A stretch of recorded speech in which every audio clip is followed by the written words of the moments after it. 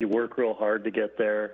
And last year, I'd always look forward to that drive to kind of relax and soak it in. But I'll be okay. I'll just go to bed. It's a much shorter commute tonight, I'm sure. Yeah, much shorter. Yeah, my poor wife, she's doing the dishes and putting the kids to bed without any help. So I remember those days, actually. That's to think back on.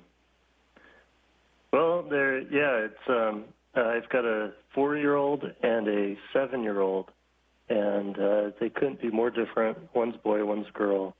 And you really have to change your mindset to get each one to do what you need to do. It's been enlightening. So, yeah. Well, it also goes by quick, so I'm trying to enjoy it. Well, it really does.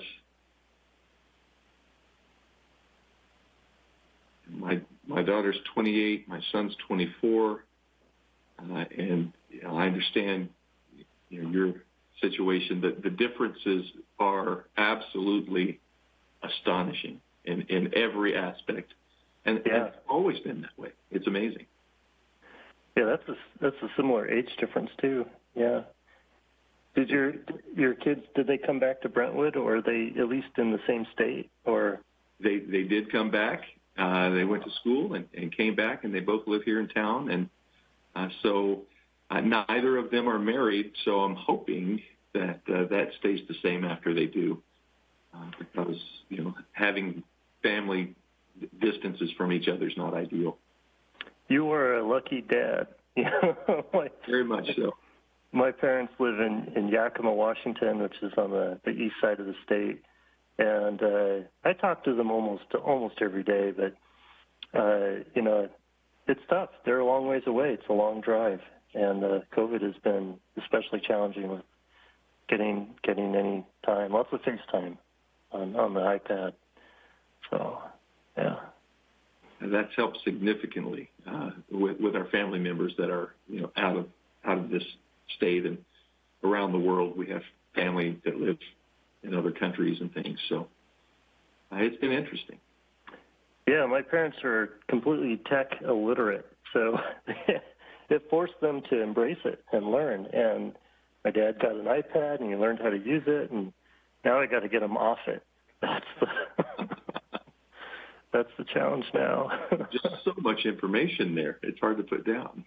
It's addictive. Yeah. So, but no, hopefully we'll be through this all soon. Get vaccines and get back to normal. So, absolutely.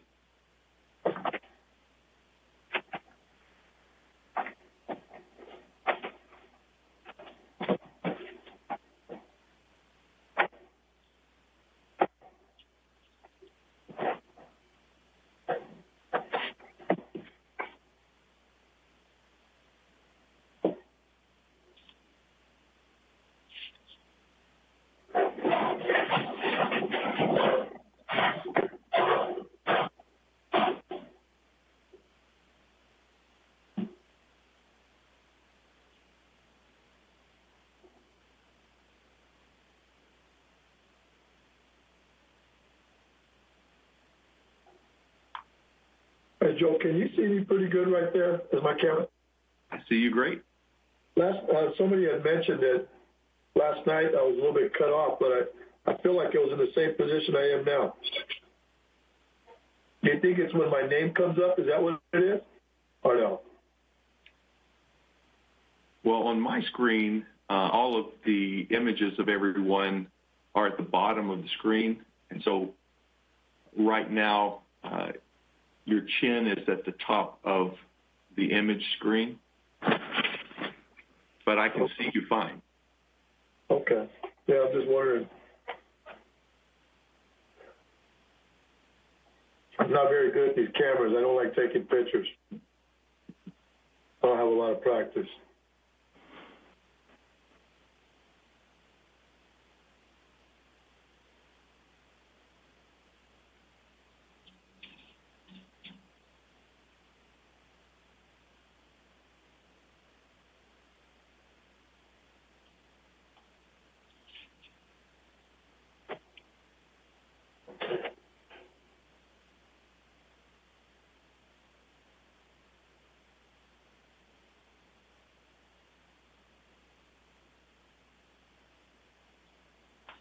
It sure is a different experience doing these meetings on Zoom.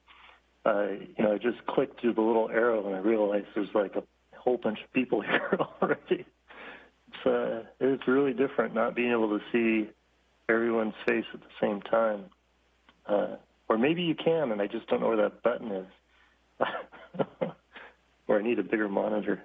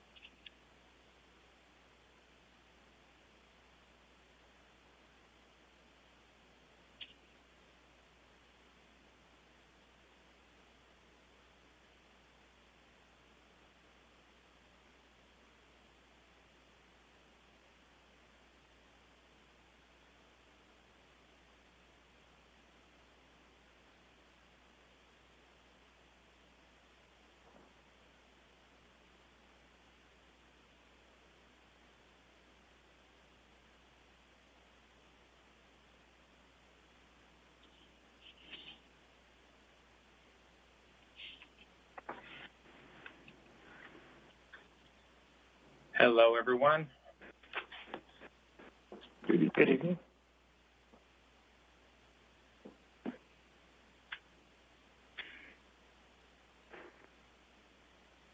Jen, we're not live yet, right? We are live. We just haven't called the meeting to order yet. Okay. Thank you, Mr. Mayor.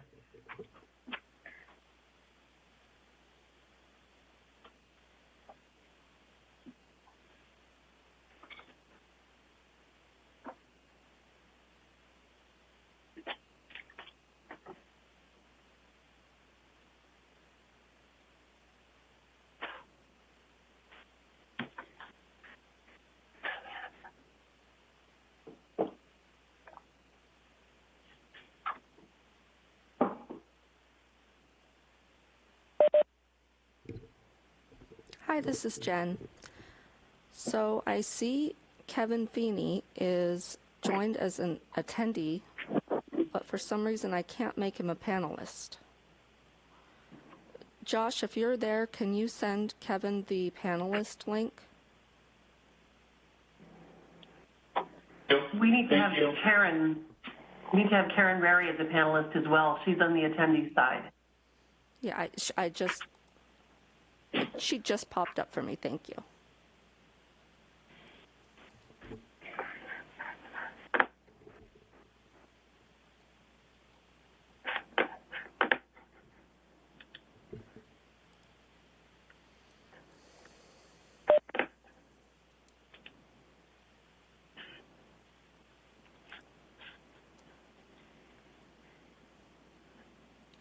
And 2 minutes.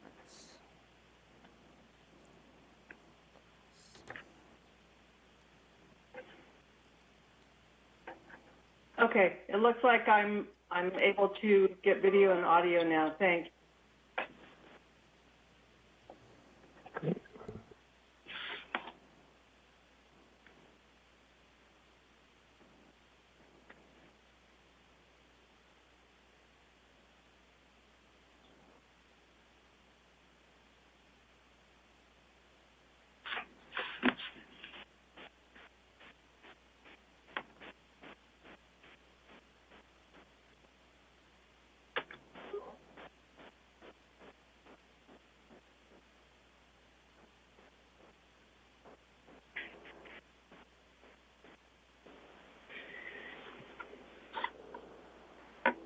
Everyone in here for 7 o'clock that should be in here to start at 7, or do you need to have a little additional time?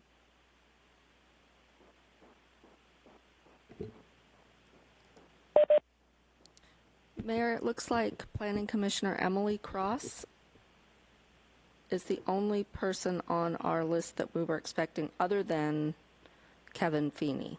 Still not with us as a panelist. Cross is on there. Oh, sorry, Emily. Okay, well then we're good to go. Great. Well, since it's 7, we will begin. We'll call to order a workshop of the City Council Planning Commission, Wednesday, January 13th, 2021 at 7 o'clock. And if we could have a roll call, please, Jen. Planning Commissioner Phippen.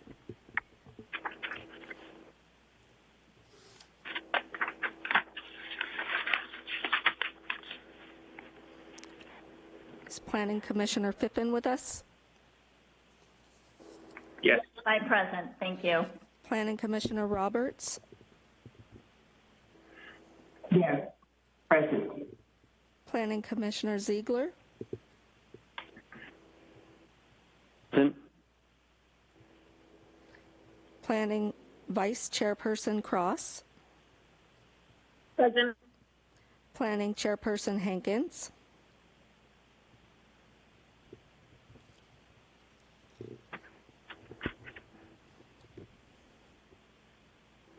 Councilmember Mendoza. Here. Councilmember Meyer.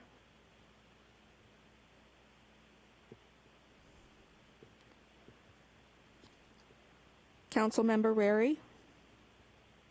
Here. Vice Mayor Rodriguez. Here. Mayor Bryant.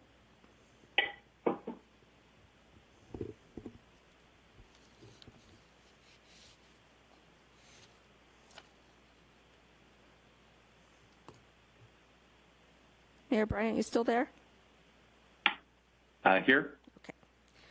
The record should reflect that no council or planning commission members indicated that they were unable to hear the proceedings clearly.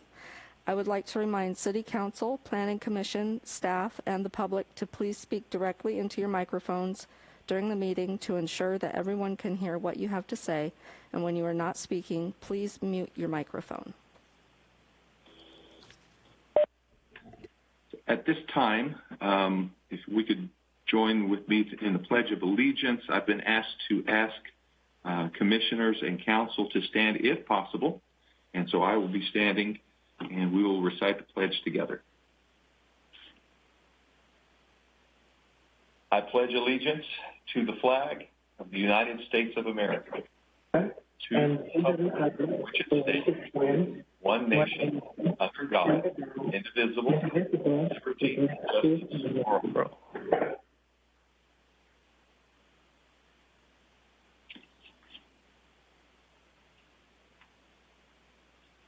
So tonight we are here to receive a report and provide feedback related to the master planning for the Innovation Center at Brentwood, presented by ELS Architecture and Urban Design.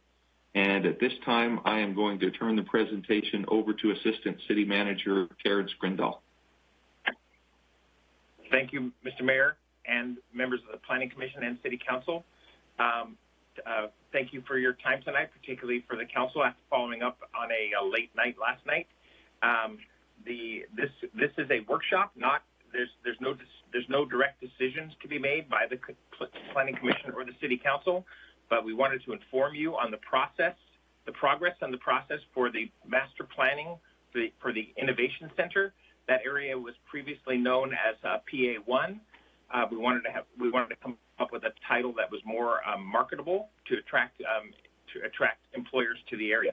The city has engaged ELS Architecture and Urban Design to study this area and to recommend to create details and to recommend changes that will make it a more marketable project and make it more likely to actually take place. They've been at work, quite a bit of work, and it is now time for them to provide the policymakers of the city with an update for what they've learned, and to answer your questions and get feedback. Again, just want want to remind you that there is no formal action to be taken at any time tonight, but do welcome your comments and questions. So with that, I'm gonna turn the mic over to Ryan Call, who's the project manager for ELS Architecture and has been living and breathing this project for the last few months. So Ryan, please take it away. Excellent. Let me get my screen up. Okay, and then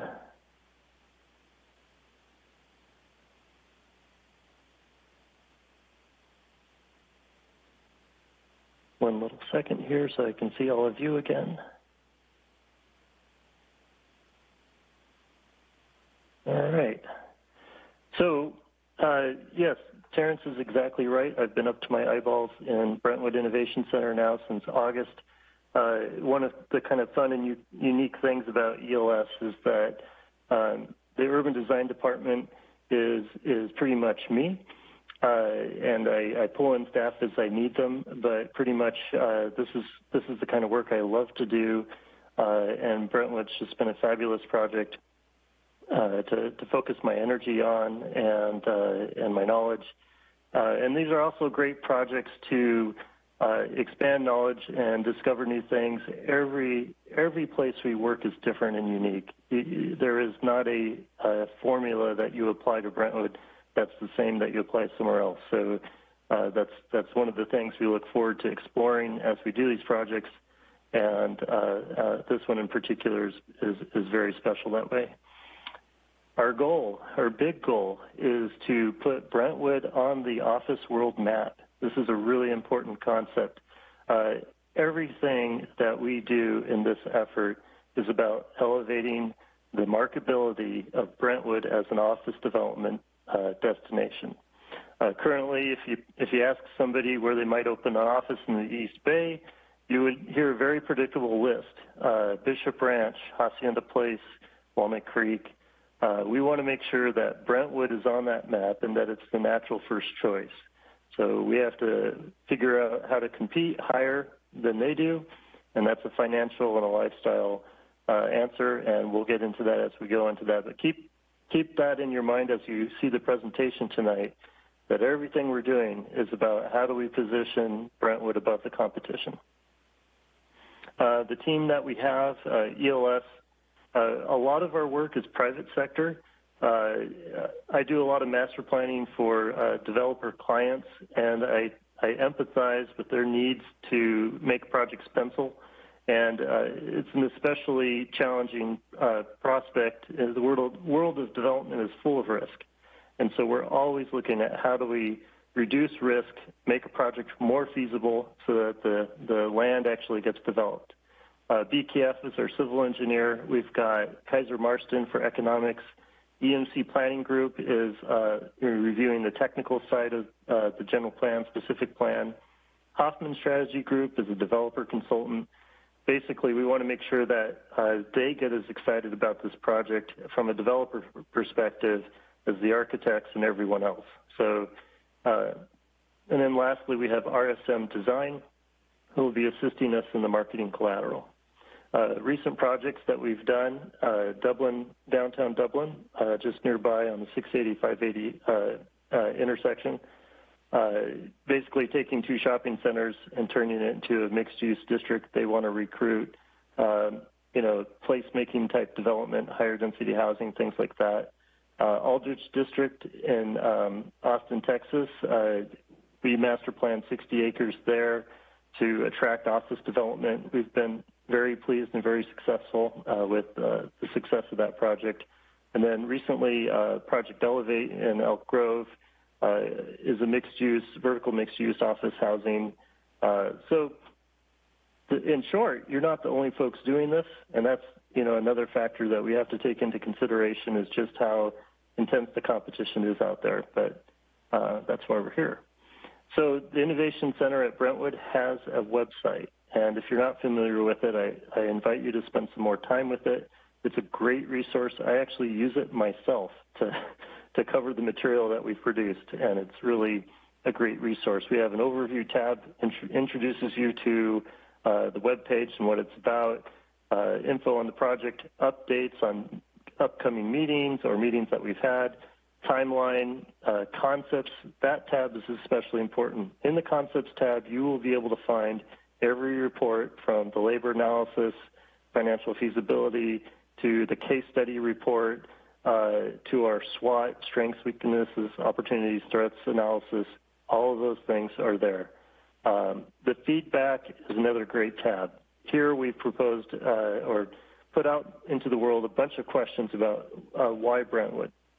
The community has been extremely gracious and given us a lot of feedback. We really appreciate it, and we encourage more.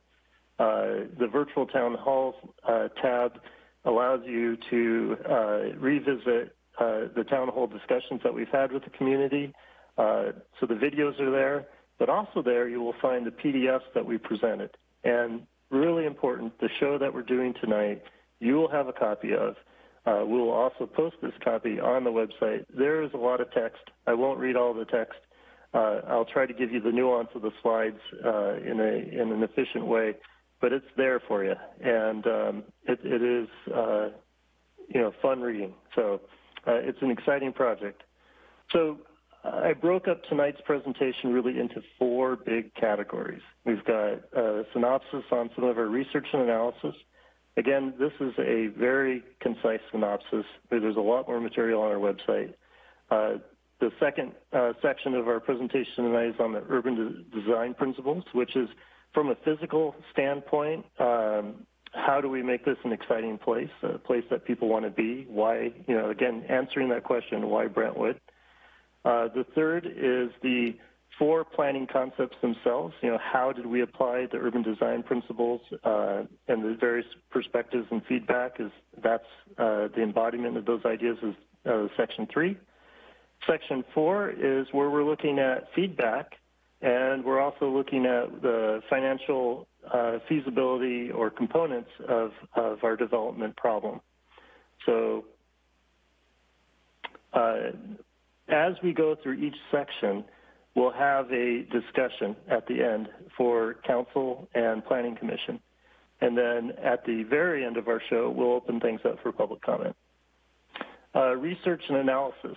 Some of the things we've covered, first and probably most important was our labor analysis. It's a really interesting report. I encourage you to read it. Growth projections, challenges, infrastructure, case studies, workplace development trends. Understanding these elements allows us to respond in a better, more realistic way with our master plans. So these are the foundation for later elements. So the labor analysis, this is incredibly impressive. Brentwood's labor pool increased 3 times everyone else's growth rate in the county. So it's a phenomenal statistic. It's something to be very proud of, and I think it's something we will market heavily. The labor pool, 167,000 people within 20 minutes of the Brentwood Innovation Center site plan. That's almost on par. I think the number was 180,000 for the population between Walnut Creek and Dublin on the 680 corridor, right in the heart where Bishop Ranch and Hacienda, those office developments are. So, this is a conversation that you couldn't have had 20 years ago. And the planning and growth that the communities out here have embraced and the people that have moved out here sets a very strong case for office development, just as it did 30 years ago, 40 years ago for the San Ramon, Pleasanton, Dublin communities on 680. Very high level of college-educated folks out here, and it's on an upward trend. So again, that's an excellent asset you want to promote. The other really important element is advanced industrial sectors are an important growing part of our economy, and we want to make sure that California and Brentwood capture these. And your labor pool is actually quite diversified, and you have a strong population that does production occupations, and and can afford to live out here. And that comes back to the combination of Pittsburgh, Antioch, Oakley, Brentwood. You've you've got housing that is affordable within 20 minutes of this commute, which is harder to say about Dublin or Oakland or any of these other areas. The growth projection, this is really how we gauge how to plan the initial phases and subsequent phases of the office development. So 2021 to 2030, next 10 years or so, we're looking at, on the low end, the possibility of Brentwood capturing 150,000 square feet to 400,000 square feet on the high end of office development. For research, advanced industrial, we're looking at 100,000 square feet to 200,000 square feet. Longer term, up to 2050, we would like to capture, or we think we can capture another 300 to 600,000 square feet on top of that for office, and 150,000 to 250,000 for advanced industrial research. So these numbers are important because as the next chapter in this effort is the phase 1 catalyst site studies. Our team is going to put together a great pitch package marketing that first, 200,000 to 300,000 square feet or 400,000 square feet that we're going to go after. And we're going to show folks how it can be done and how it can be better in Brentwood. But we also use the second number up to 2050 to make sure that our overall study area has the capacity to support that office development. Overall, we're looking pretty good at about 2 million square feet capacity surface park. Now, the other big thing that sets Brentwood apart, which is, I think, why this project exists in the first place, which you all know, is that there are very, very few comparable blank slate greenfield development areas parked next to a freeway left in the Bay Area. So that's incredibly valuable. Challenges, we have to be upfront about the challenges. These are things you're going to hear in the first 15, 20 minutes from an interested party. They'll recognize what the challenges are, and we need to be prepared for those conversations and how to respond to them. Probably the first and foremost, that's obvious, is I-680, I-580. These are established office centers. They have very aggressive landlords and tenants who want to remain relevant. They're going to adapt, they're going to change, and they're going to be tough competition. So we have to take that into consideration. They're also surrounded by very expensive housing. So that's a place where we have, that's one of our answers to that challenge. Your access to Oakland, San Jose, and SFO is not as good as theirs. But it's also part of the reason why you still have a massive agricultural preserve and the outdoor open spaces and recreation. Currently, today, Brentwood is virtually unknown as an employment center. And so you don't have the brand that they do. So we're going to talk about, there's a couple different things that we're going to need to do to change that. And we'll get into that a little later. The other challenge that we have is you may build in Brentwood, but your construction costs are not going to drop substantially. But what does drop significantly are your rents. So when a developer looks at building out here in Brentwood, they're going to have to take into account that their investment either takes longer to pay off or that they're going to need financial assistance to get that project built. Infrastructure, we've had a lot of conversations around infrastructure. We've done our best to operate on the lean side for, maintain walkability, but let's be very disciplined about the size of our parks, let's right-size the number of parks, the number of streets, et cetera. So one of the crucial elements, though, is the extension of Sand Creek Road to Hydorn. This is absolutely critical to get the south end of the west side of the freeway developed. This interchange and the access to the streets of Brentwood as amenity, these are very important factors that's a very high priority. Another second high priority is making sure that any development that happens within the Innovation Center is going to trigger a need for more staffing for fire protection services. So figuring out, having a game plan to make sure that that does not get in the way of development is really important. throughout the site, there are aqueducts, sizable ones, and they're not cheap to cross. Most of them are underground, and you don't see them. But each time you cross one of those, you're basically building a bridge. And so we have to be very judicious and not take lightly drawing streets over those things. We've done it, I think, judiciously in our schemes, but it's something we're being very careful about. And then lastly, financial feasibility to pay for office development to cover construction costs of internal roads is not feasible at this point in time.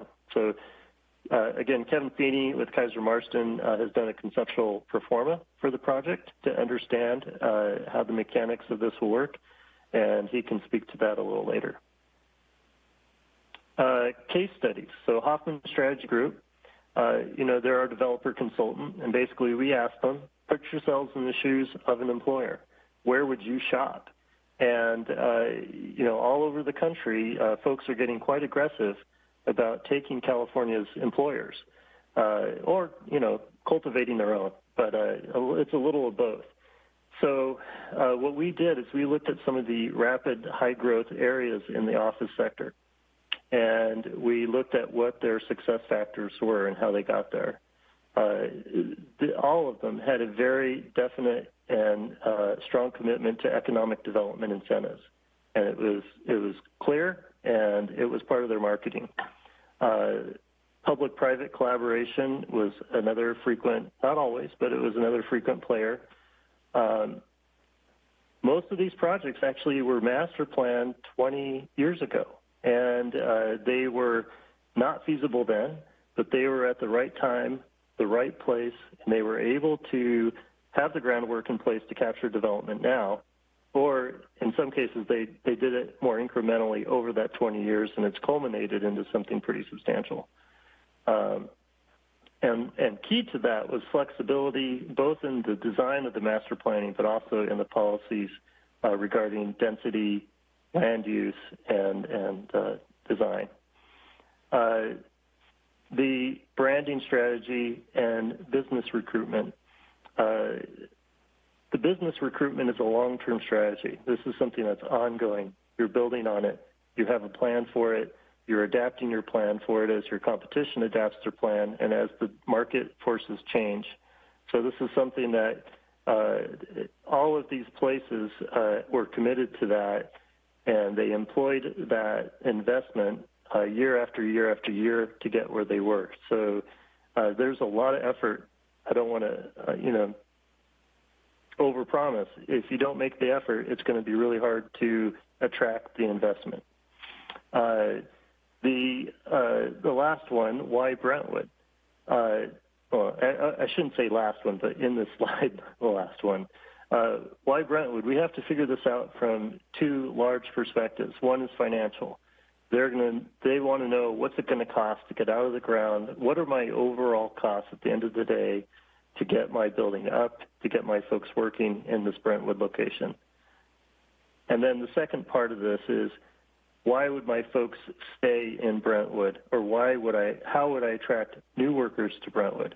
And that comes down to lifestyle. And so we need to, look at Brentwood's strengths. Clearly, there's a very strong community for folks with families and on up.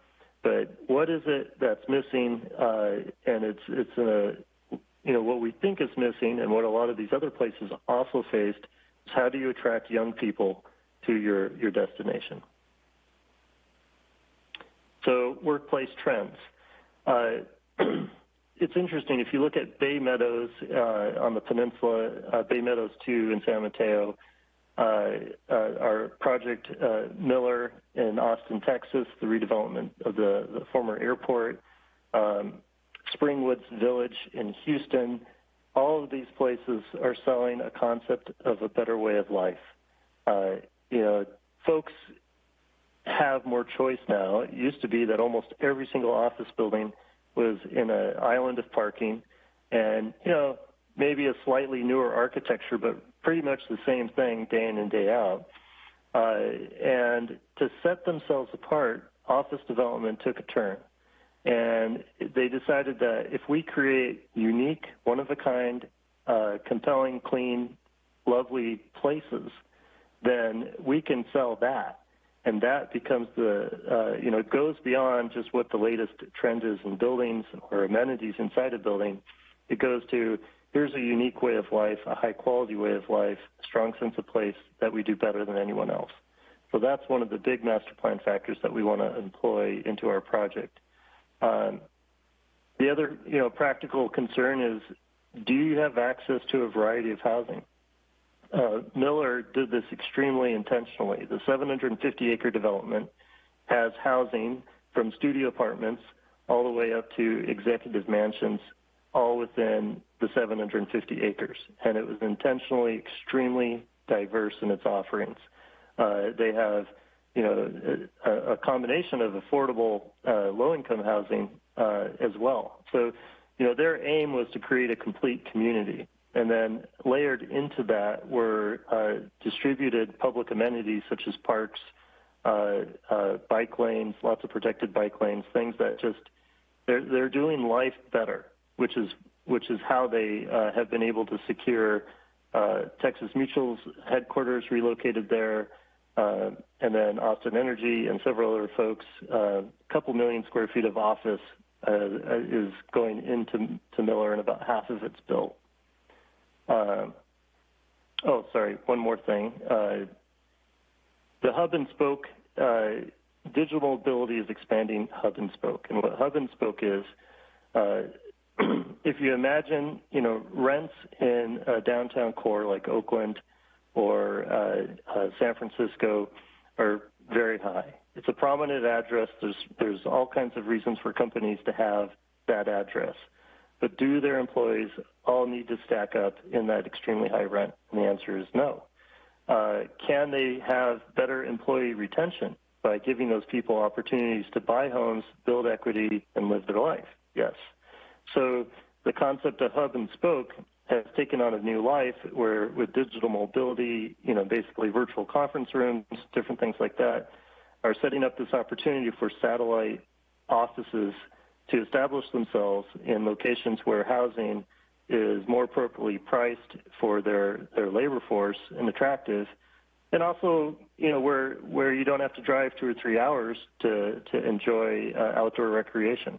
So, again, those are some of the things that we think Brentwood is uniquely positioned for with your agricultural core, the Delta, and then Mount Diablo as contributing amenities. The clean slate opportunity to implement state-of-the-art solutions to the workplace. A lot of thinking has happened. 10 years of innovation has happened in, 10 months or going on 11 months.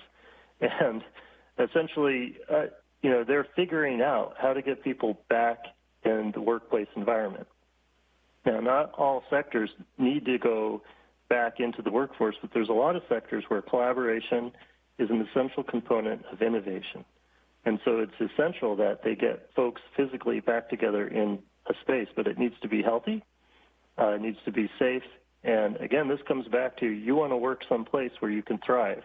And so, implementing these state-of-the-art controls, which, range from contactless design to even some that are maybe, they have tracking where if somebody gets sick, there can be a digital notification that tells everybody who also has their RFID card that you were in contact or nearby somebody who was sick, so maybe you should stay home. There's all kinds of stuff that's happening right now, and if you build in Brentwood, you'd be able to build that from the get-go into your project. So let's take a quick breather. This slide is so that we've covered a lot of material. You don't want to go through the whole show without hearing your thoughts and comments. We can bounce back and forth to other slides, but I'd love to kind of hear some of your thoughts. Well, Ryan, the way I think we can best do this is I will just go down each of the commissioners and the council persons and give them each an opportunity individually to speak. And then however you to interact if they have future questions or spur questions on from each other. So we'll begin with Planning Commissioner Phippen. Great. Hear me? Yes. All right. Outstanding job, Ryan. Thank you for the presentation. I just have a couple quick questions. And one you touched on a little bit, the impact of the pandemic related to the distributed workforce and how that has actually changed the scope and scale of the project. Can you speak to that a little bit? So, this is a question that I've encountered a lot through my stakeholder outreach, and the challenges are data for the projections on growth. Has to come from a somewhat historical source. So it's a bit challenging to pull data that's directly out of last month. It's just not there yet. So when we look at projections, when we look at, how do we plan for this project, we look at, how the industry is responding to COVID. And in some sectors, they're responding by downsizing. But in other sectors, they're responding with technology to get people back together, to get them back in the office and working in that location. And so that's where technologies like the contactless design, but then it also comes down to amenities, making sure that, folks are having daycares and hospital and other amenities nearby the workplace so that they can get home if they need to, or flexibility.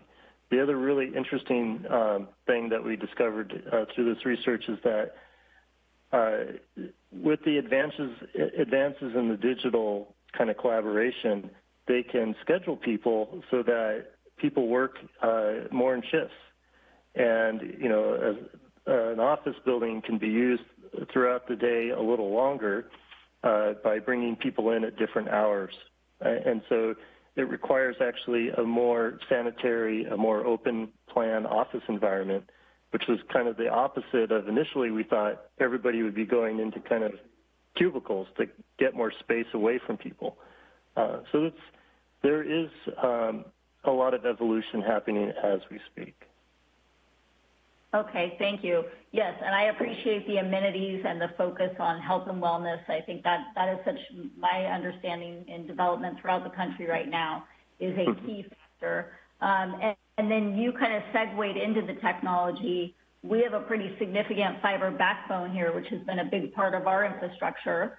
Can you speak to anything related to 5G as far as the Innovation Center goes? That isn't my expertise, but what I will say is that, internet connectivity is essential, at a high level, and that infrastructure that you have is valuable, and it's something that we will market it'll be part of our marketing package is to promote that. Most companies, if they need something, they can find a way to get it, when it comes to internet technology. I think we will be looking at satellite offices, so they may not be the absolute hub of a company, but they'll be focused on connecting their workers who live out here to the hub. So internet connectivity will be very important. Okay, excellent. Thank you for your time. Appreciate that, Ryan. Sure. Thank you, Commissioner Phippen. The next would be Planning Commissioner Roberts.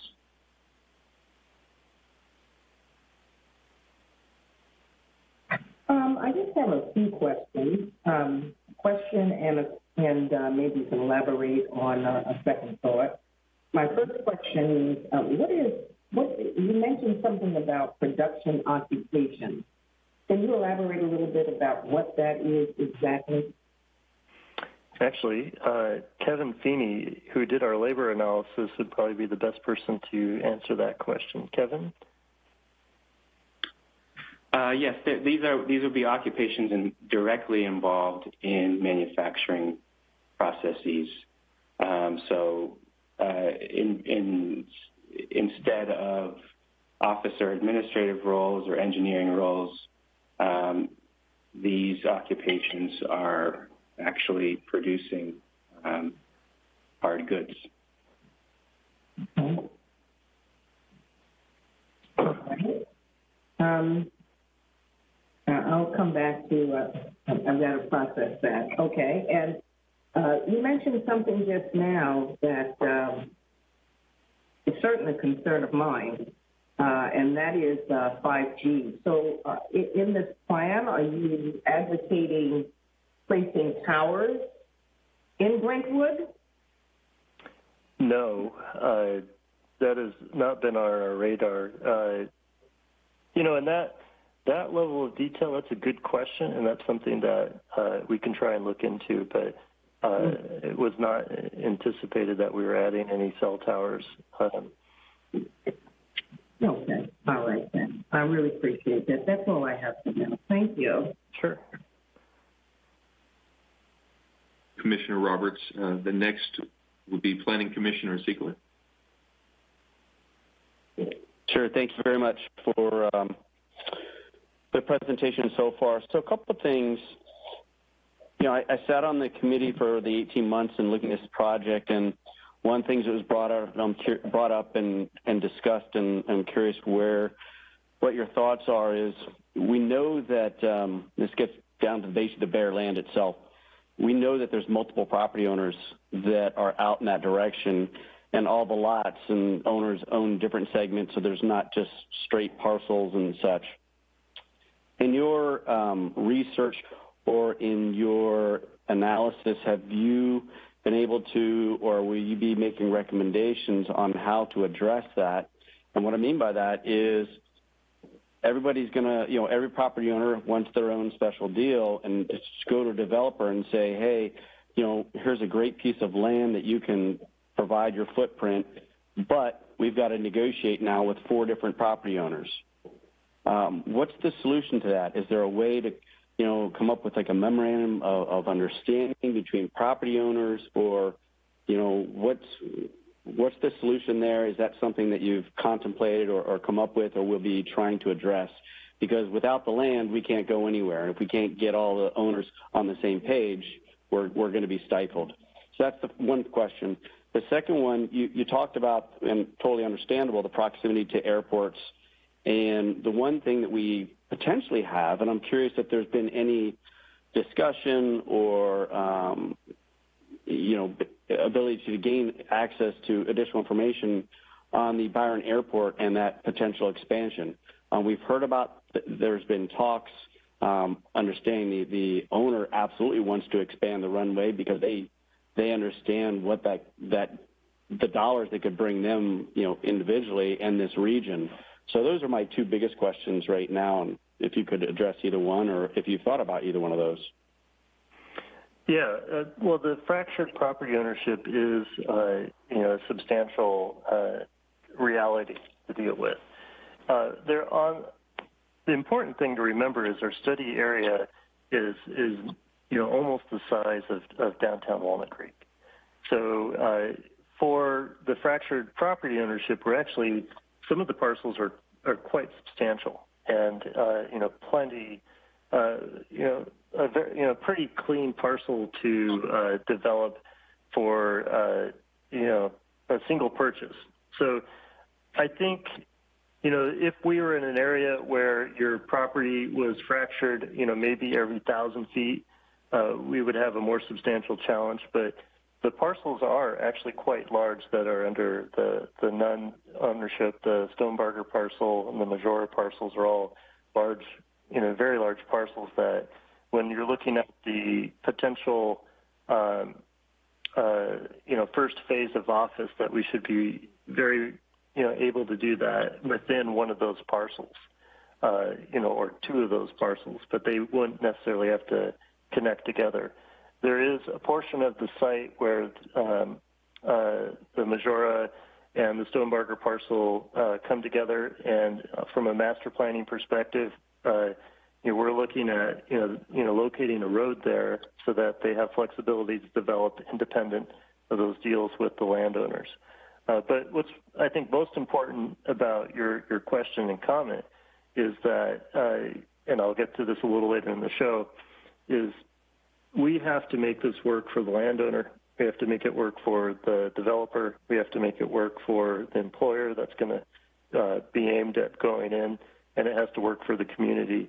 And if it doesn't work for any one of those 4, then the shovels don't move.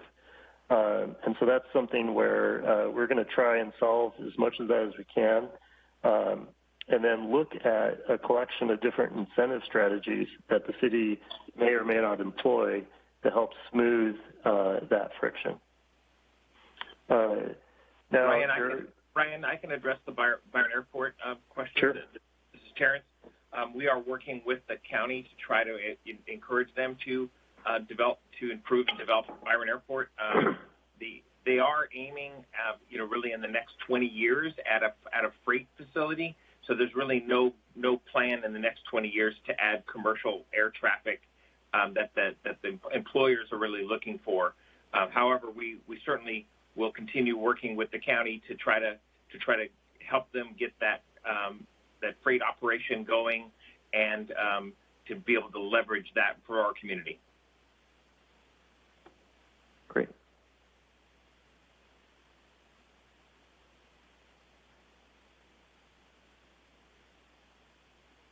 You finished with your questioning? Yeah, thank you. That's it for now. Thank you. Thank you. The next would be Planning Vice Chairperson Cross.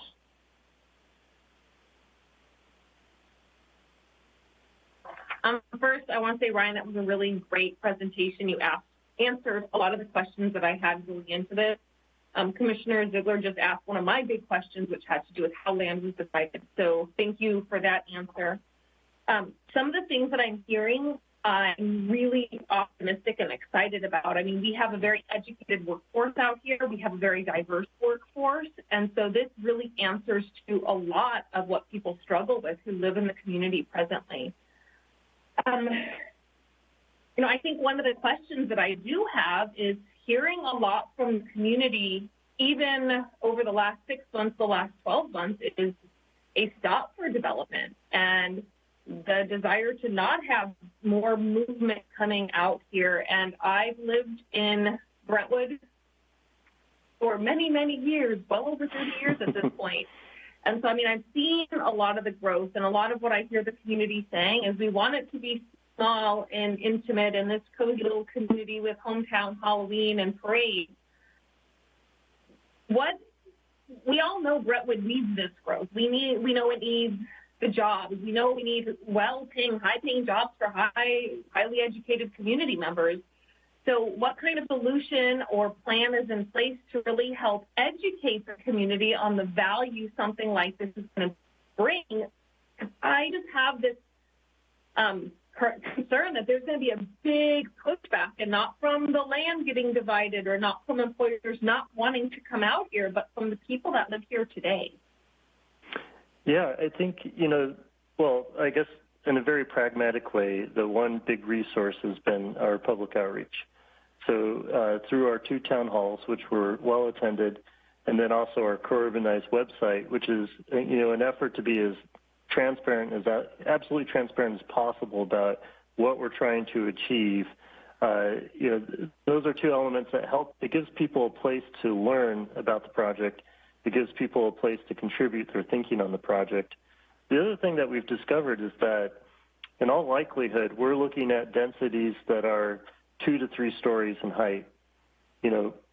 We would, as an architect, I love 4 to 6, 7 stories. I love mid-rise scale buildings.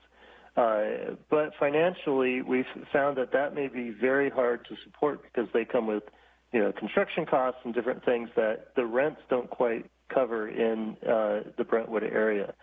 So our indicators don't suggest that we're going to see, Walnut Creek densities out here, that we're going to continue to see, fairly low-rise commercial development, but not 1 story, but, 2 to 3 stories.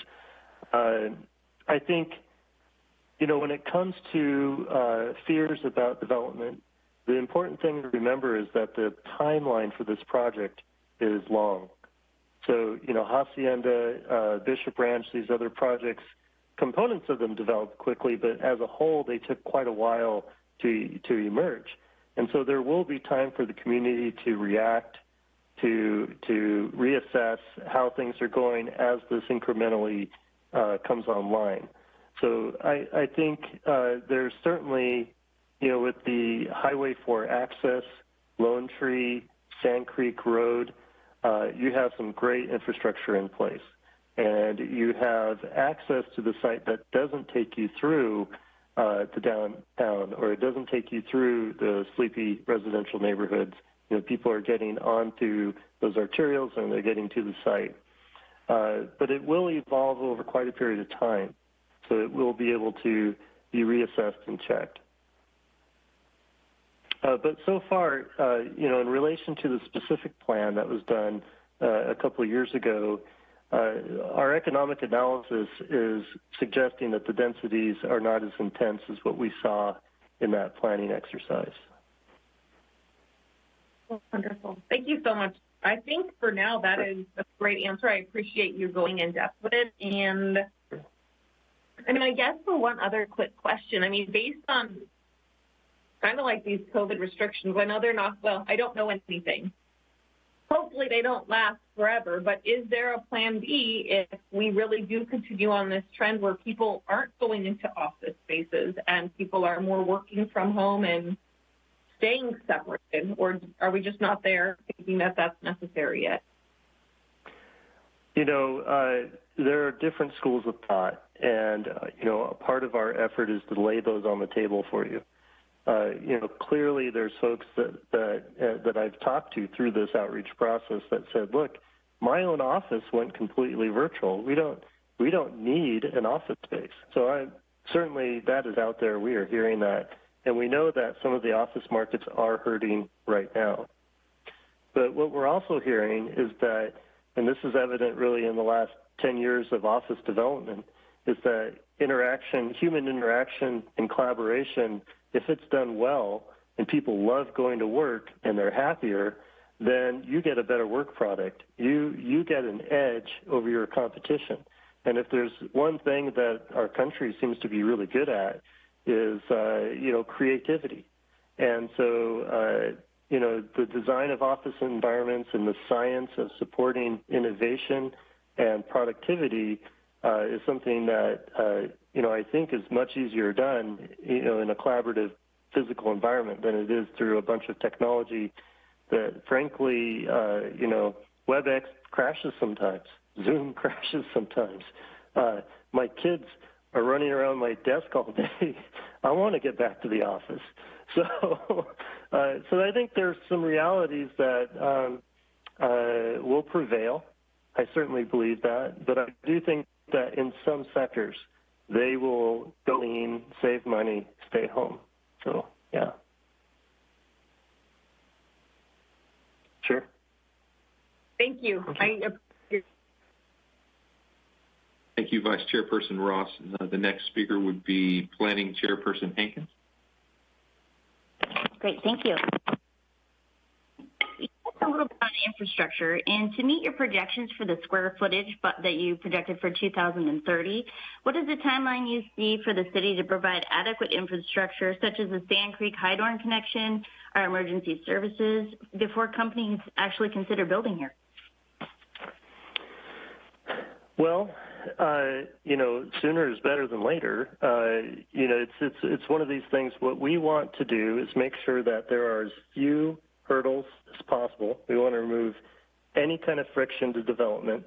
Developers, employers, they're savvy. They have real estate departments. They're going to assess what the timeline is to enter the community, get through entitlements, get their project constructed, and get it occupied. That time is money. That's a very true statement. And so the Sand Creek Road extension is absolutely critical, I believe, to creating that loop, that connectivity from Sand Creek up to Lone Tree Plaza. It allows, this project really needs 2 front doors or 3 front doors. On the west side, you need at least 2. There's no way somebody's going to drive all the way from Lone Tree Plaza all the way down to Old Sand Creek Road, where it's a dead end, and say this is a great spot to set up an office. So that Sand Creek Road extension to Streets of Brentwood is super important. So the sooner that happens, the better. As far as the fire district services, what I've understood from the conversations we've had is that it will be essential for them to expand their staffing and their facility in order to support development in this area. We understand that the fire station that's planned above Pioneer School is in a design process right now.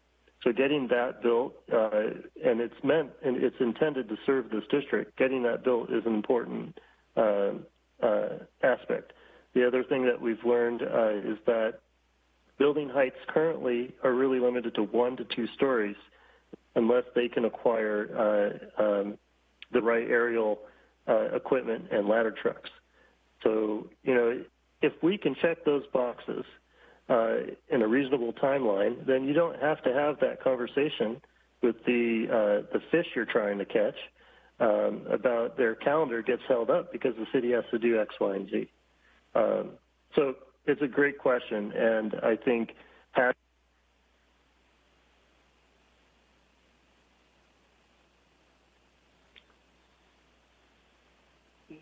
I think we lost your audio there, Ryan.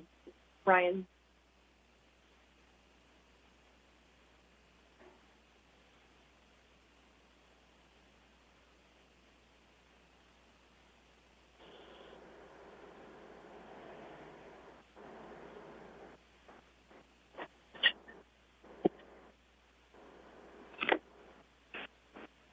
Do we take a couple-minute break until he comes back on?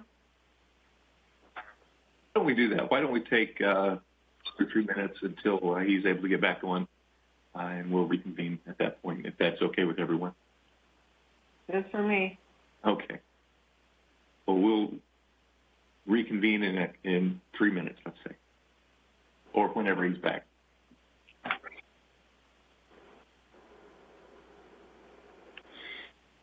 Good presentation, Mayor. Good luck with that. How on you now, Mayor?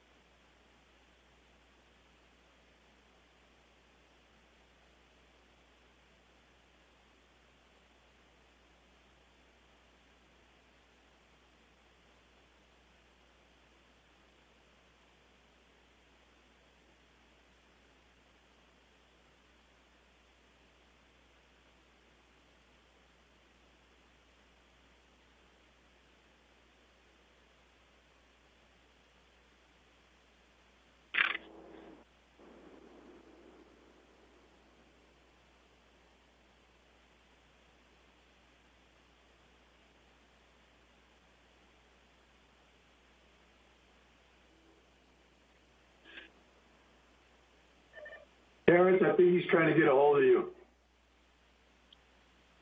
Terrence? Yeah.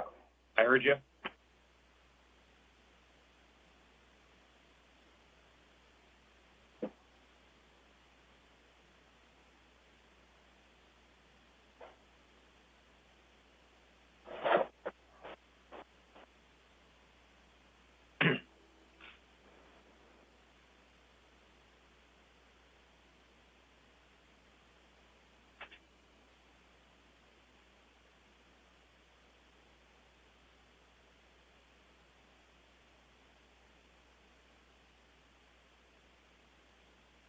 Under a participant right now.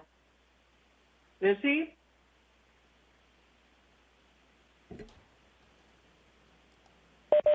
Yeah, I see he has his hand up, I guess. Yes, I'm trying to make him a presenter.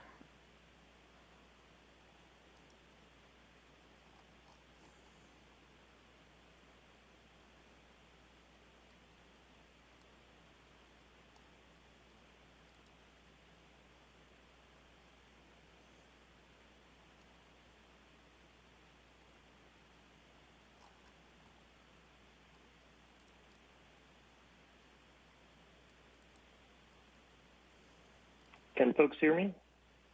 We can hear you. We can. Oh, hallelujah. All right, this is why we go back to the office 4 more months. That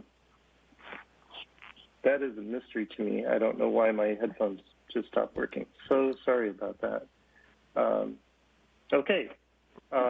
We were in discussion. We don't have video of you. Really? I should, you know what it is? My video is on my computer, and the audio doesn't pull me. I see. Hold on. All right, we'll do this. Give me 1 second. Version of a video of you. But yeah, if you're showing a PowerPoint, I don't know if that's going to work. Here, you get 2 of me now. You're going to get me from my iPhone, and you're going to get me from my laptop. Your laptop should remain the presenter, right? Is that correct? Yes. Okay. So I'm going to leave my laptop going, but you now have 2 videos of me. This is a first for me in a presentation. So, all right, I just boosted our attendance meeting up, so it's great. Okay, so sorry about that. Let's get back to our discussion, and I guess we need to bring people back from recess. Are we all back? Because I am here, but I no longer have video. But are you able to hear me? I can hear you just fine. Yeah. Okay, great. At this time, we will reconvene, and it's over to you, Ryan. Sorry about that. Yeah. Get going. Given how many folks we have from the city side, and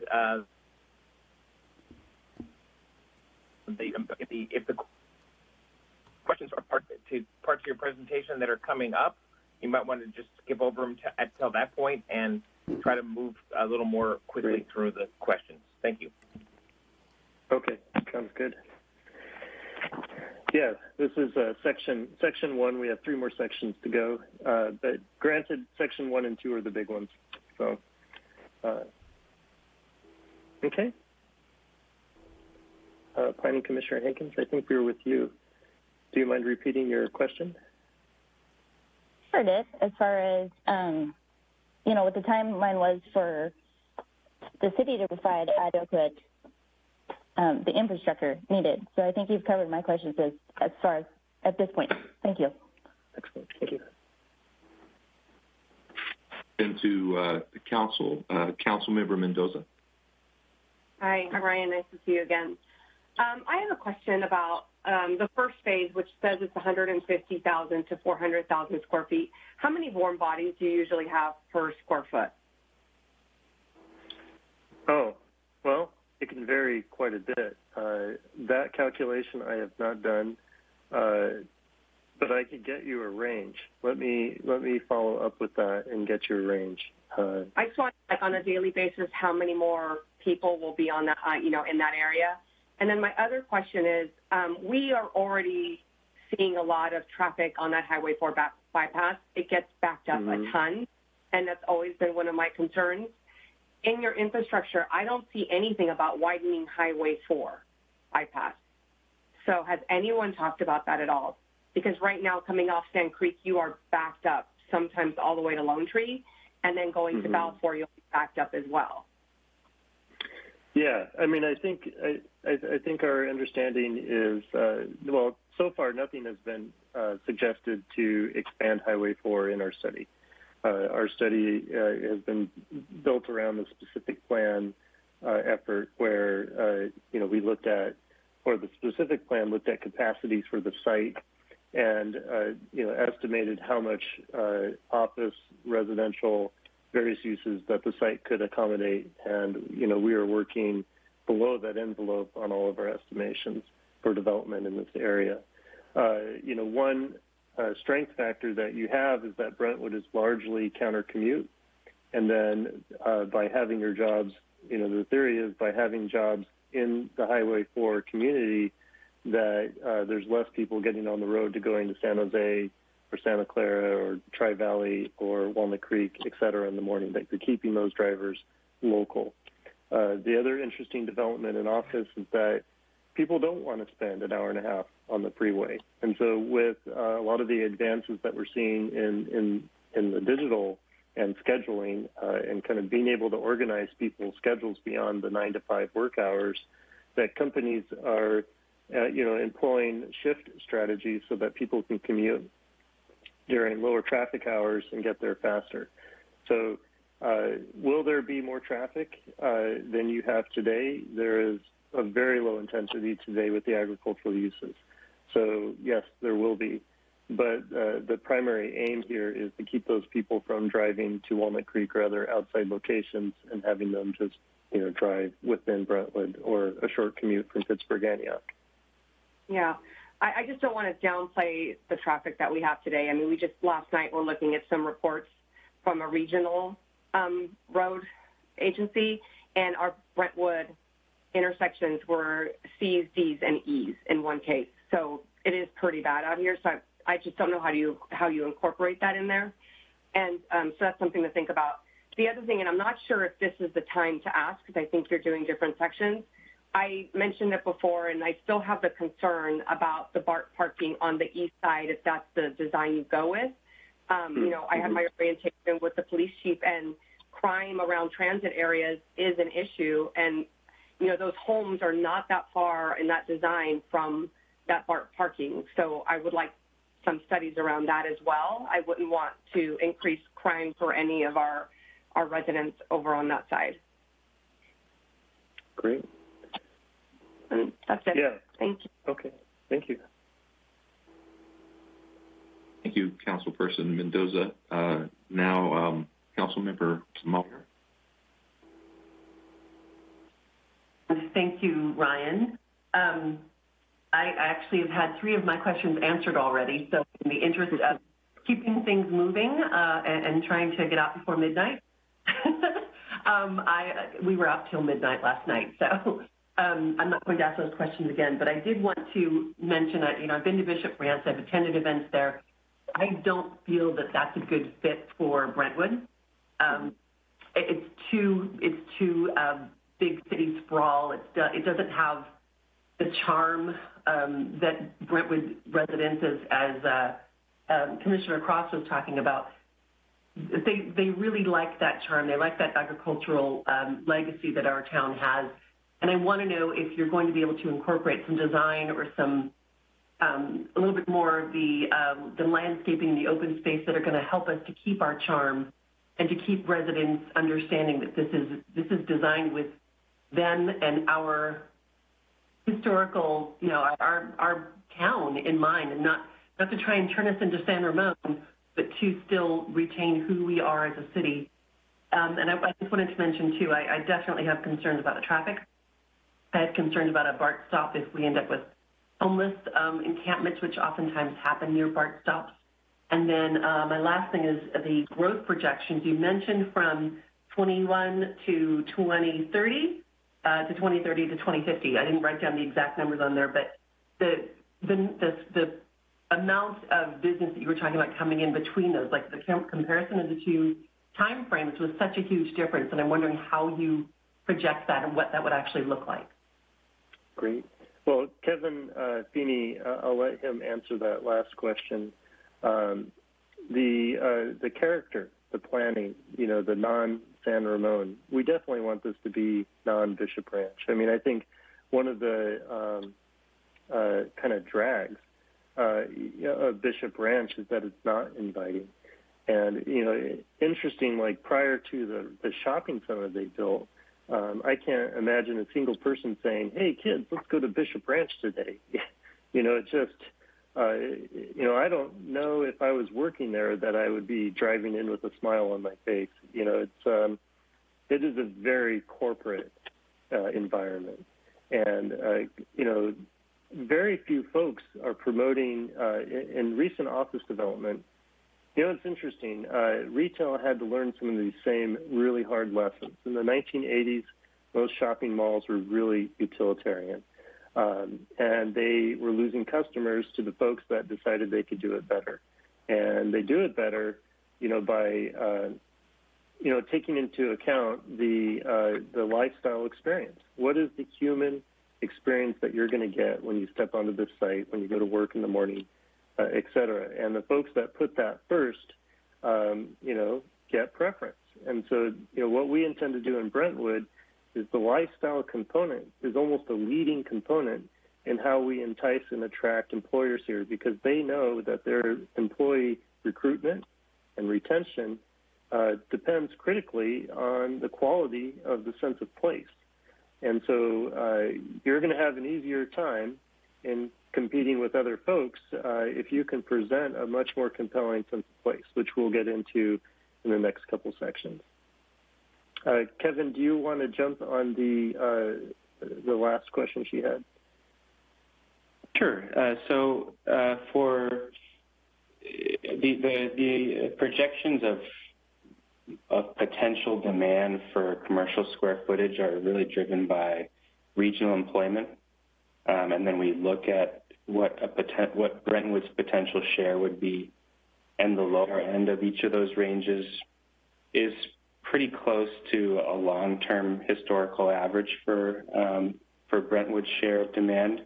Over the last 10 years, it's been lower, but in the prior decade, there were a couple larger commercial projects that were completed. So that's what's the overall approach. And then to answer your specific question on why the two periods had very different projections, it's just a matter of time. So the first period is from 2021 to 2030, and the subsequent from 2030 to 2050.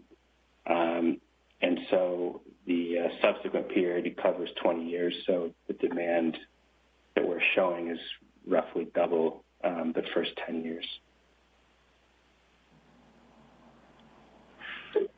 So, and we're only looking at 2 or 3 stories. Where do you go when you're at build out, for example, for it to have that much growth? Where does that come from, structure-wise? So we'll get into that in the next couple chapters. But your site has tons of capacity for what we're projecting. So we're in good shape from a land area point of view. And then we've built into the plan an ability for people to introduce structured parking to expand their facilities within the property that they would buy. So, that future expansion is an important component, and it needs to be one that you can approach flexibly, either horizontally or vertically. So we'll cover that in both section 2 and 3. So I'm assuming then when we were talking about the San Ramon thing, there will be an attempt to retain the agricultural charm and heritage and culture of Brentwood in the design and the layout and the spacing and the open space and landscaping and all of that. There will be a way to do that? When we get to the concept plans themselves, we can talk about the public open space concepts that are there. Yeah. It'll be easier to talk over once you've had a chance to look at the various plans. Great. Thank you both. Sure. Yeah. Meyer. Next is Councilperson Rary. Thanks for the presentation. I liked seeing those numbers. I did have a couple questions. You said that one of the challenges is construction costs versus the rent. How do we overcome that? Kevin is here to answer that, and we will get to that in Chapter 4. So okay. Let's. If we want, we can wait till Chapter 4. So yeah, let's just wait for Chapter 4 on that. Yeah. Will it also, Chapter 4 also include strong economic development incentives and what those look like? Chapter 4 okay. is. All right, so we'll go to that. I did like the lifestyle component you just talked about because even in Bishop Ranch, they said one of the drawing factors for businesses to come there was the ability to jump on Iron Horse Trail and utilize that. We have the McColney Bridge going in with Marsh Creek. We've got access to Big Break for kayaking and stand-up paddleboarding or going out and going out on your boat.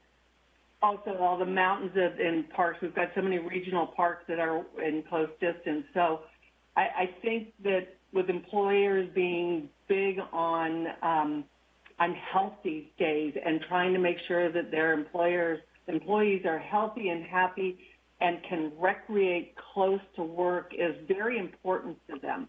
In addition to having housing that is reasonable in cost. So I think that we do have a lot to offer there. I did have one question on, while we don't have the airport access and probably won't for over 20 years, how close is the freight train access and how close, we have deep waters going into Antioch. What are Antioch's plans to expand on any shipping lanes there? Terrence, Josh, do you have a good answer for that? That is not something that we've been focused on in our study. We don't have a lot of information on that. That's a very good point. We'll make sure that gets addressed in the study. Yeah, I think those are points that we really need to be able to answer so that they can see how close they are and how accessible, how it'll be better for their company and cheaper because we have close access. So, all right, that is all that I have to say, and I'll wait for Chapter 4. Thank you. Okay. Thank you. Great. Vice Mayor Rodriguez. Very good presentation so far, Ryan. Thank you. I do have a question, but I think that it was somewhat asked by Commissioner Crust, but I want to see. In regards to the COVID-19 and the impact that that's going to have in our community and communities all over the place in the whole country and the state, do you think that this is going to change the scope and size of this project? Is it going to be scaled down or anything? I know that you would answer it somewhat, but yeah, I'm just wondering because we're looking at a pretty large-scale project. Do you think because of this and what's going to go on with the economy and other things, do you think it's going to scale down the scope of the project? I think it will be specific to the labor sector. And so some labor sectors are going to need people together physically collaborating, innovating, or doing physical work to get the job done. There will be some market sectors and companies, divisions within a company, where they just prefer to be in a physical office rather than work from home.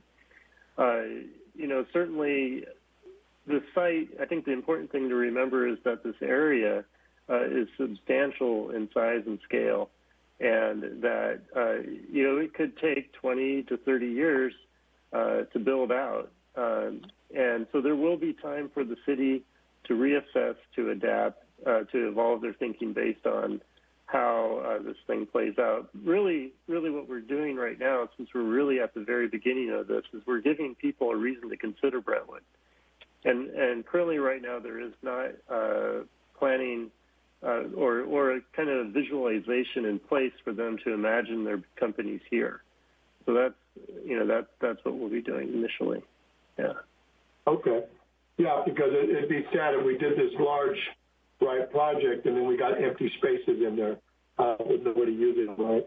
I have another question, and looking at the map and everything earlier was, what's going to happen in regards to the utility lines that are huge that go over that property? How is that going to work?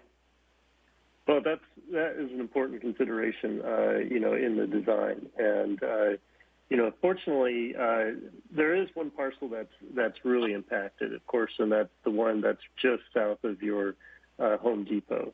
That one really is highly visible and prominent. A lot of the power lines are visible and prominent, but they are skewed towards the highway. And so in the master plan schemes we've been working on, we've been organizing a lot of the parking towards the highway so that those towers are really in the parking field and not the primary focus of the project. Okay. And then also, I know that there was a talks before in regards to a landmark, something that would really, a landmark for this project. Has any of that been identified, what we're looking at in regards to a landmark specifically? I'm not sure.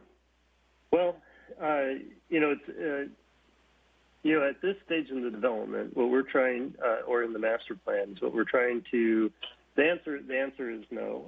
We do know that Mount Diablo, of course, is a substantial landmark. There is a potential in each one of the schemes to introduce landmarks within the focused kind of event space, public open space. So you'll see in each concept that we have a focus on the public open space where we've brought as many front doors of the different uses together around a common open space, whether it's plaza or green or different things. And that's, where you have the most people is where you really want to introduce those landmark identifying elements. Well, thank you, Ryan. The other questions I have been asked, so I appreciate it. Thank you. Great. Thank you, Vice Mayor Rodriguez.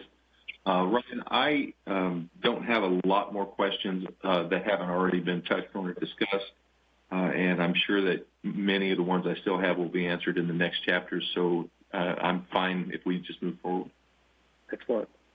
Before we move forward, may I make a request that we not take any questions from any of the council members or commissioners until the final slide?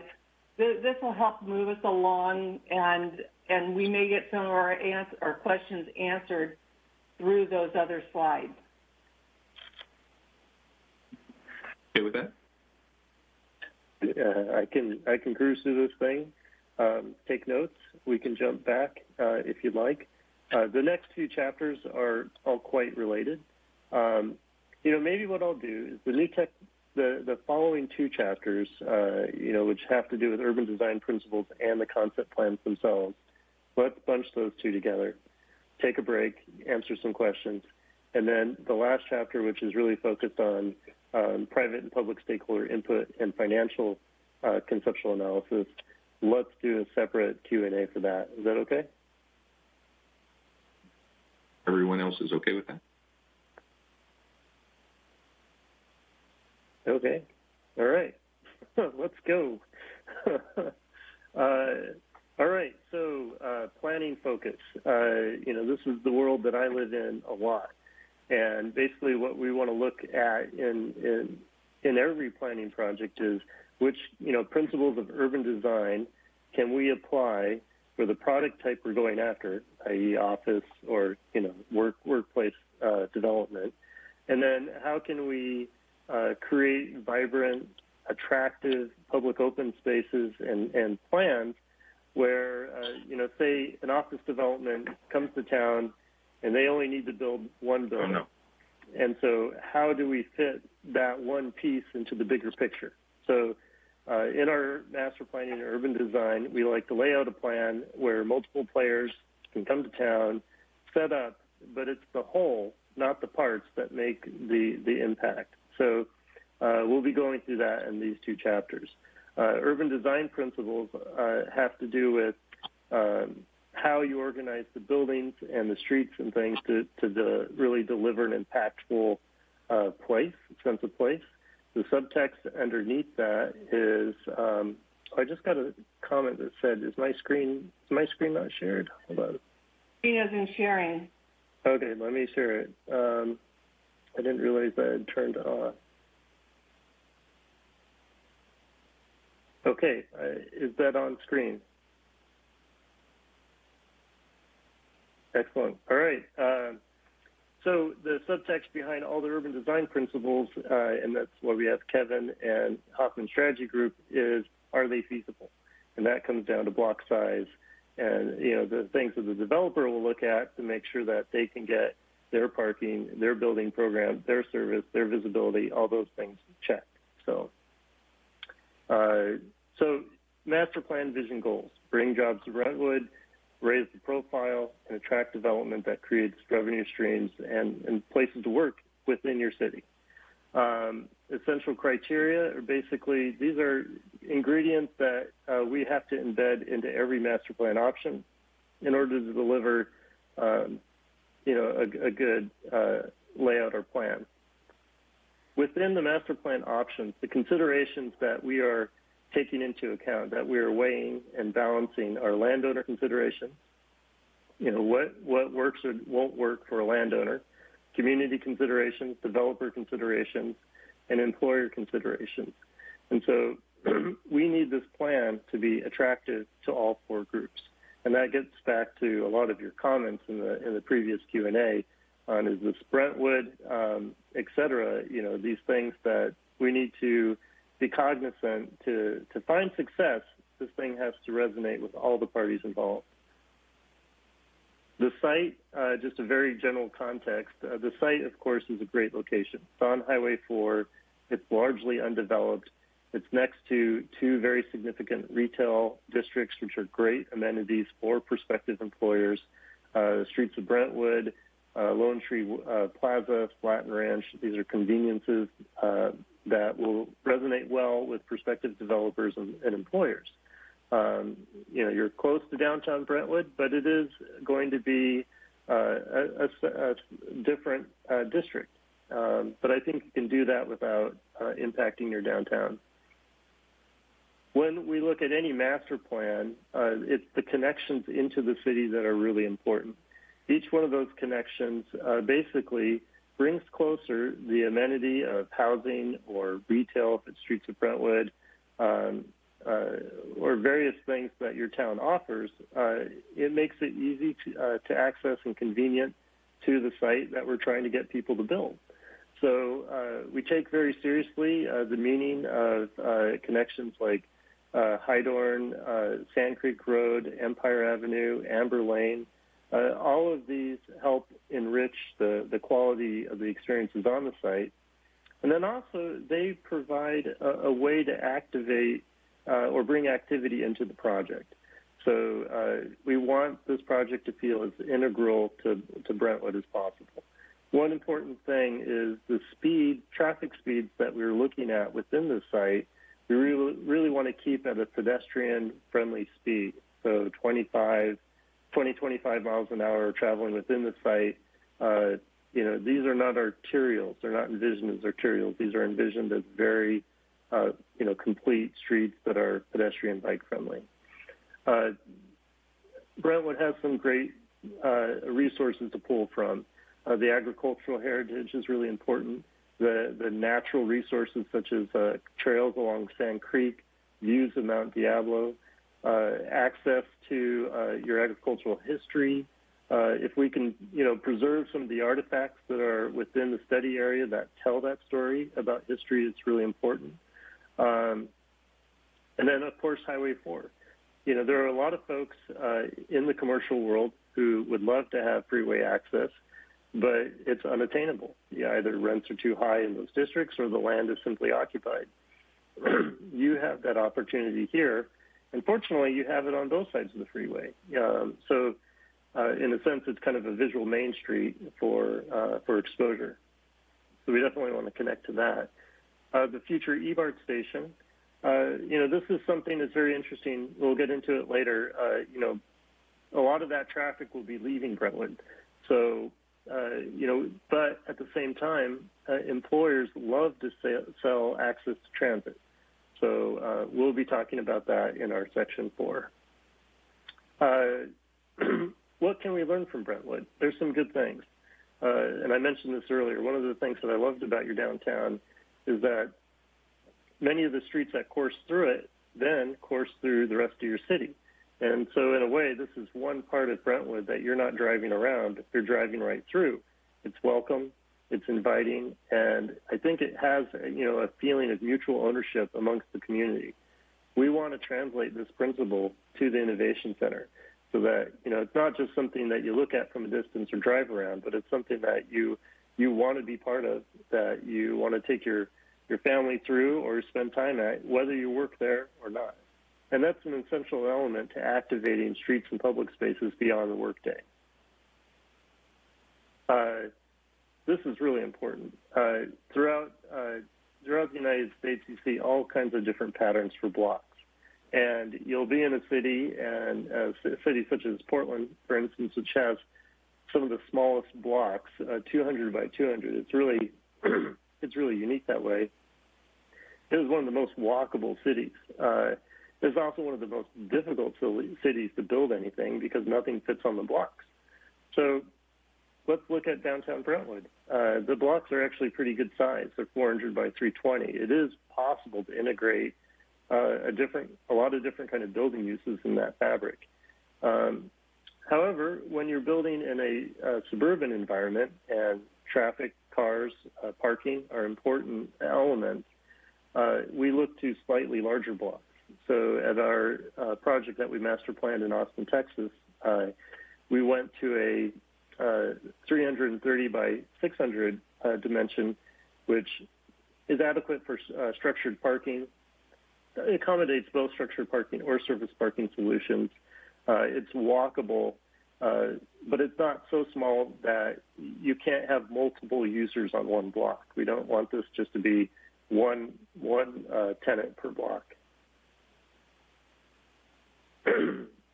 So, Brentwood, from what we've understood from the economic analysis, that the cost of building vertical parking structures is going to be probably not feasible at all in the initial phases of construction. It's, in all likelihood, to be realistic, we need to plan around a surface parking solution. There are a lot of cities that are in the same boat, and learning from how they did that well is important. And so in the top left, this is an example where we've focused the public realm experience, the arrival or the traveling through a space with the building frontage. So you can see here that this primary street, this also happens to be in Austin, Texas. They focused the medical office buildings so that they really are the primary focus as you're traveling through the area. The parking, however, is easily accessed and convenient and efficiently laid out just behind the buildings. This is in Carmel, Indiana.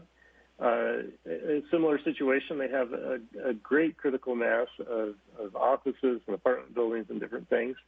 They don't always have land values to support structured parking, so what they've done is they've focused the front doors, the shops, the facades on the streets that get used the most, kind of the primary public access streets. And then the parking, it's tucked in back. Another concept, I'll skip to this one here, is as you're planning for future phases of development, one way to look at parking is as a land bank. And so if your parking is, say on this parking mode example, this is in Hacienda, it is really difficult to add parking structures when your building is right in the middle of the site. So one of the strategies for looking at the really long-term prospect of evolving this site is that you size the parking lot so that it can accommodate a future office building. It can accommodate the airspace that you need for a nice, generous courtyard access to daylight, open space, and that there's still room left over for a parking garage beyond that. So those kind of nuances are folded into our master plan, even though they may not be super apparent.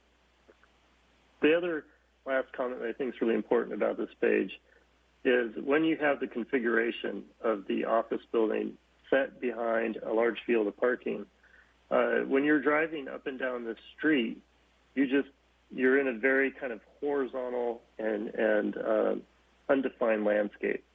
And it doesn't leave a strong memory of place. Whereas when you're in downtown Brentwood or someplace where the street is strongly defined by the presence of facades and architecture and activity on the sidewalk, it's much more impactful. We want this to be an impactful sense of place and planning so that it feels unique to Brentwood and that it's an enjoyable place to stroll and be part of a community and be in a vibrant public realm. Now, everything that we do as we go through this master planning process, we have to think about what is the competition doing.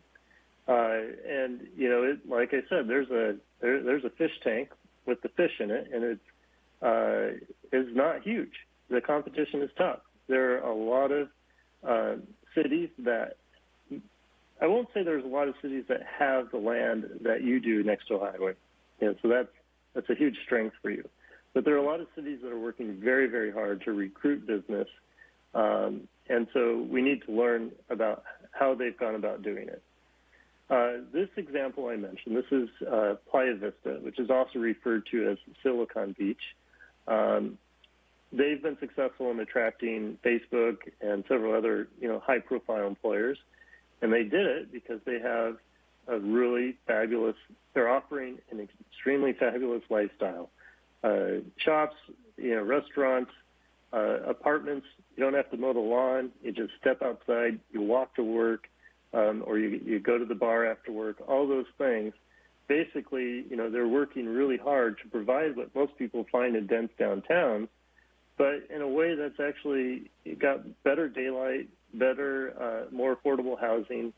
These are all reasons for people to leave the traditional urban centers and set up shop outside. So as we developed this, vision for Brentwood, not that we prescribe this, exact type of architecture, but we want to look at what are the amenities that are successful in attracting office and who's the competition. So this is a good example of really a predominantly 2 to 4 story development. How do we activate public spaces? One of my favorite stories to tell, and I'll make this brief because we have a lot more to cover, is when they wanted to film a movie about the apocalypse, they would just go to downtown Los Angeles after 5 o'clock and nobody was there. In the 70s and 80s, there was no residential. It was purely just an office environment. And it's not appealing. And some of the same mistakes were made all throughout the country. Districts were zoned very horizontally. Like, this district will only be this use. And so the public activity in the public realm, which correlates to people's, attendance in those buildings, was limited to just the working hours. And then it was a complete desert after hours.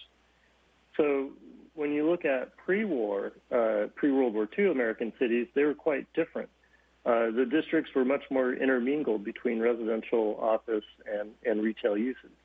And when you look at public open spaces, if you want that public open space that's active during the lunch hour, during a workday, to be active on the weekend, then you need to think about the uses that are active on the weekends and bring those in close proximity to those public spaces. That's what I'd call the on-site activation. The second ingredient is the attracting the overall community. And so if you make a public site easily accessible to the kind of natural traffic patterns of the city, people are driving by, they're seeing the activity, they're physically engaging with the site, whether they stop or not, they know it's there and it's part of their attraction. And so if you can tie your key public open spaces to the overall traffic patterns of the city, then you can invite the folks that aren't working there or aren't living there but are living in the overall community to further activate those spaces. So in short, we don't want to bury our public open spaces in the Innovation Center off the beaten path. We want them to really engage and contribute to the larger Brentwood community. We're skipping the let's discuss slide. Let's keep going. Chapter 3 is the four planning concepts. We're going to talk about all four at first, and then we're going to dive into each one. And then we're going to talk about some of the decision points that our team is looking at in regards to transit and public amenities and then future expansion. So in our initial effort is really to have 4 plans that are all relevant. And there's going to be a series of revisions that we'll make to these 4 in the next stage, and then we will be picking one to develop the 2 catalyst site studies. But the important thing is that internal to the perimeter arterials, we want to maintain flexibility so that when you go to market the Innovation Center to the larger commercial community, you can show them all 4 plans. And if you can hook a large fish because one of the plans resonates with them in a very strong way, it allows you a better chance of getting that fish. So what we wanted, what our aim was in this entire effort was to come up with 4 strong plans that are all relevant. We'll pick one and develop it in more detail for the next stage, but keep the door open. So that's kind of our initial thinking right now. So what I'll do is I'll walk through this, kind of the characteristics of each, and then and you'll see some 3D views and things that show each one. So really quick overview, concept 1 here on the left, we call that the fine grain grid. A fine grain grid allows you to combine and divide parcels in an extremely flexible way. That clean geometry lends itself to a lot of different architectural solutions, a lot of different parking solutions. And so we wanted to test, what is the ultimate pragmatist solution to the site, and that was the fine grain grid. The second concept, bookends, was, if we take that idea I discussed earlier about the importance of connecting your public open space to, a very public street like Hydorn, but then we angle that public space so that it connects to another existing destination. In this case, it's Lone Tree Plaza Shopping Center. Could we actually create or generate more circulation, at a slow speed, but circulation, which brings activity through that space to that other destination? So kind of the unique and I think important principle on this one is essentially a shortcut that you could take off Hydorn to get into this commercial district, and that starts to generate a new ant trail that's got some activity to it. Again, everything with bulb outs, moderating the width of traffic lanes, having bike paths, wide sidewalks, street trees, street parking. This is not for high-speed traffic or congestion. This is really meant to be more of almost a classic Main Street pace. The other part of the reason this is called bookends is by having that slight angle to it, you'll notice that your view picks up on the corner of this office building here, and it terminates on the corner of this office building here, so that the space has a really strong 4-sided definition. So the third concept is what we call the freeway promenade. The freeway promenade was, we have to ask ourselves a question, if the market demands maximum freeway exposure, what would that plan look like? And so essentially in this plan, we've laid out, I'll call it a red carpet, but it would really in actuality be a very rich landscaped promenade, pretty good width, 50, 60 feet in width, plenty of room for a lot of great landscaping and, kind of walking amenities and things. And then directly behind that would be the office buildings. The parking then sits behind that.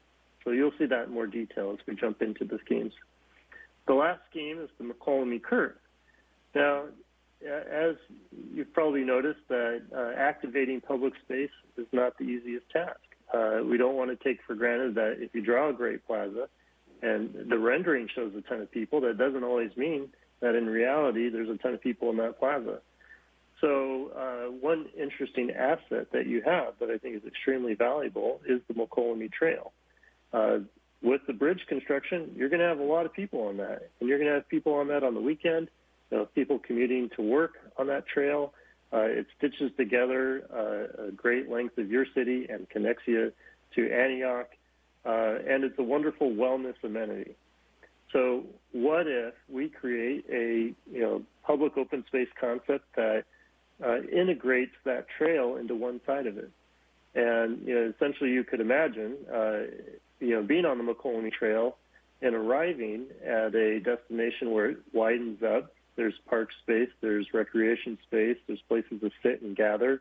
There's some retail, there's offices, and there's residential, all these things. And you've hit kind of a central node that's part of this linear experience on the trail. So that's in short what that scheme explores. Here's the fine-grade grid in a little more detail. And each one of these overview slides, I want to just talk to the purpose of the image. On the left, what we're showing is the land uses. The kind of peach-colored, that indicates a workforce development use, whether it's office or research, bio, different things. It's really the intention for this, and these are pretty large parcels, is to be commercial development. Where we have the light, more cream-colored, is where we introduce a youth-oriented. Again, we want to, the gap that's missing a little bit right now in Brentwood is that youth market. So introducing a very, walkable, well street-defined kind of urban product of housing, as we saw in that earlier slide, is really the objective with that peach, with the cream color. So on the fine grain grid, you'll see that, we want to make connections up to Lone Tree Way. We want to make connections efficiently and all the way down to Sand Creek Road and the new extension. We see the distribution of amenities as being a very important factor. So, if you're trying to lease or attract development to the south end of the site, part of the wellness story is the Sand Creek Park and the trail network that you could link up to. If you're trying to attract development to the north or south quad, it would be the primary square that's central, and it's located centrally so that there's a kind of equidistant benefit to these various parcels. The McCollum Trail, of course, goes without saying that it's another wellness amenity that would serve the northern end of the property. On the east side of the freeway, we think it's important to start to introduce a traffic pattern that connects the streets of Brentwood all the way up to Lone Tree Way. Connectivity is a way of saying to prospective employers that if you build your office building here, we think you should go to this site, for example. And we think you should go there because you have proximity to a movie theater, shops and restaurants, this important retail amenity. It starts to make the prospect for this site more feasible. Same can be said for these parcels that are on the north, that you're not driving all the way over to Shady Willow and down, but that you could actually walk down the streets of Brentwood from your site. The diagram in the middle is one solution to how the buildings might arrange themselves on the site. So you'll notice here that where we have kind of primary public open spaces, we really want to focus the building frontages on that public open space. If you're standing in this central square, then you would be looking at not parking lots, but you'd be looking at buildings, front doors, lobbies, various things that are associated with the buildings, but a very physically defined space. The parking is tucked in back. As you go up and down on this, the primary access to the extent that's possible, we line that with building frontage and, as mentioned before, tuck the parking in the rear. This is an enlargement of that concept where you would have your primary park. Now, as a diagram, we've illustrated this in green simply to express that this would be a place of gathering. In reality, it could be quite rich with a combination of hardscape, places to sit, gazebos, all kinds of different elements. This is a very generous amount of public open space that, with a great landscape architect, you're going to have a really fabulous sense of place.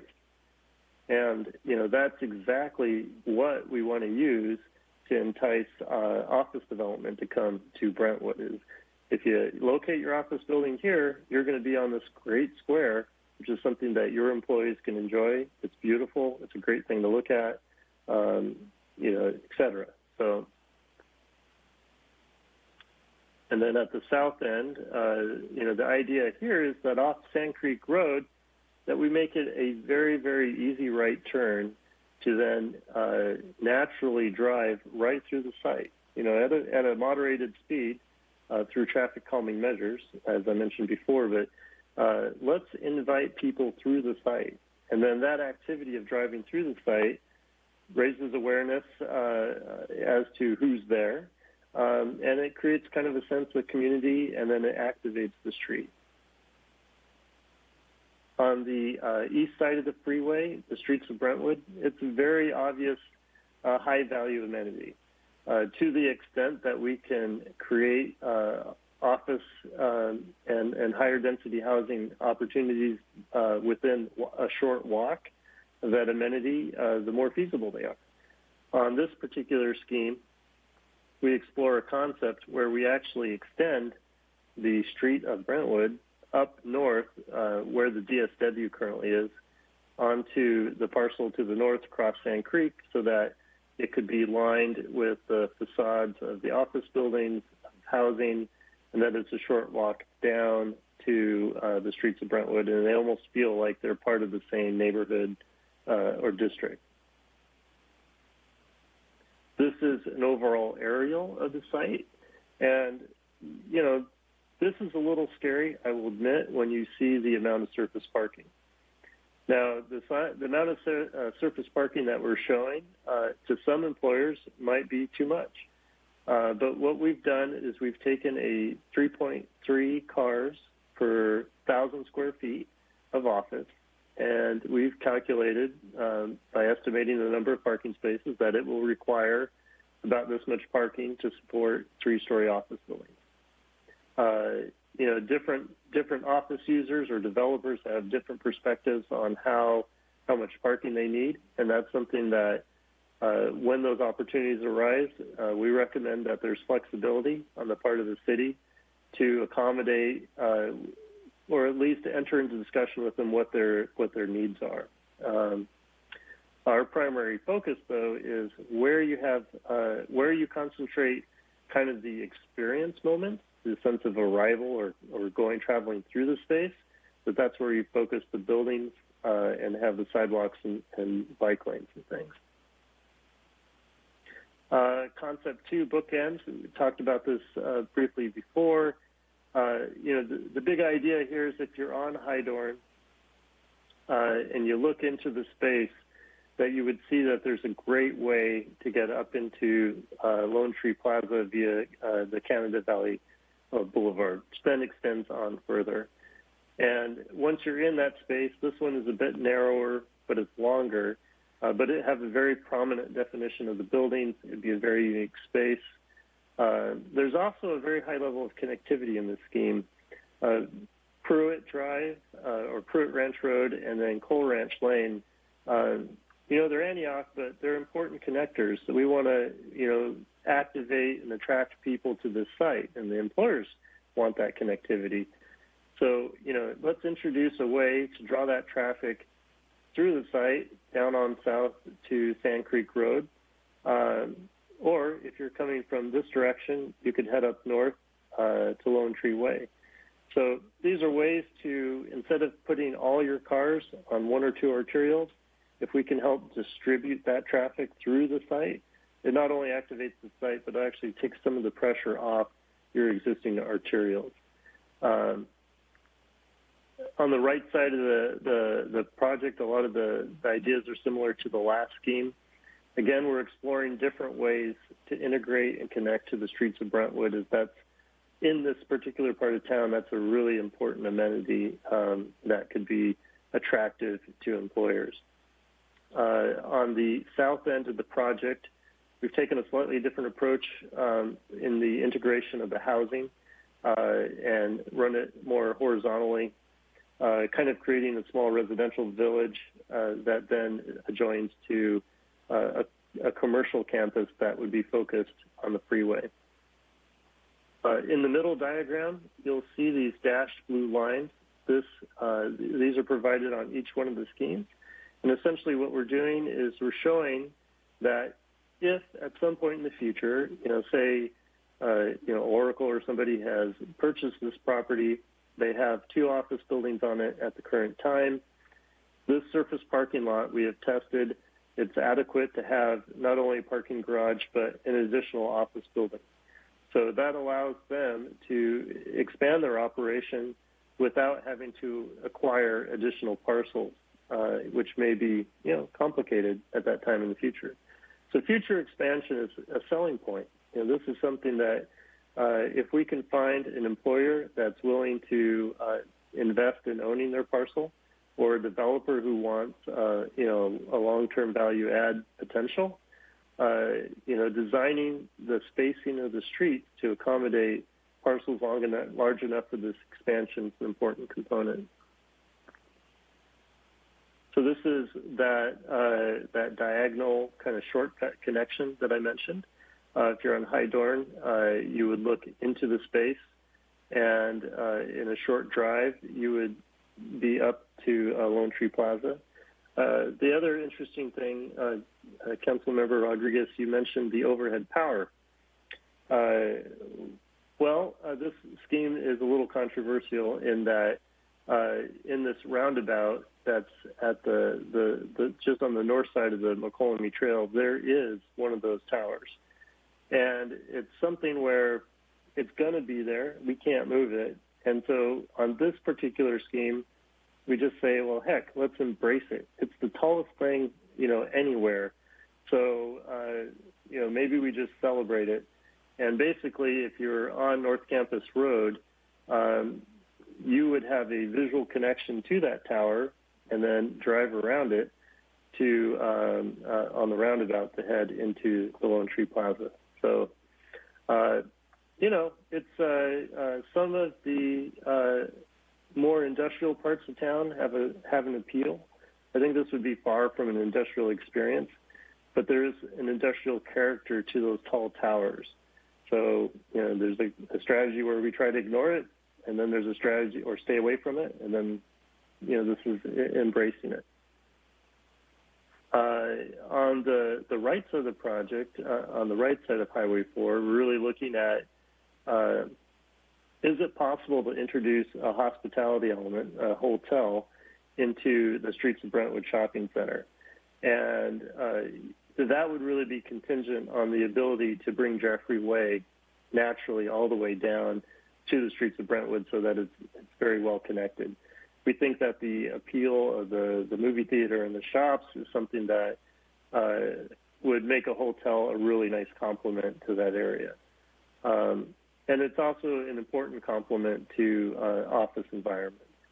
On this particular scheme, we have organized the office or oriented the office towards Sand Creek. You'll notice that this parking lot here, which is large in scale, it's large because it's supporting 3 office buildings that are 3 stories each. The other aspect of that is by being a clean, large parcel like this for parking, it gives the potential developer or employer a ton of flexibility about how they use that site down the road into the future. One of the challenges of distributing the office parking amongst the buildings is the land areas aren't big enough to rethink the land use at a later point in time. So again, we're trying to keep some aspects of this very clean and simple so that you don't close doors on future development. This is an aerial image of the bookend scheme. This one is what we're calling the freeway promenade. Can you go back to that? So, I mean, you did a quick thing, so I'd like to be able to visually look at it for a second. Sure, yeah.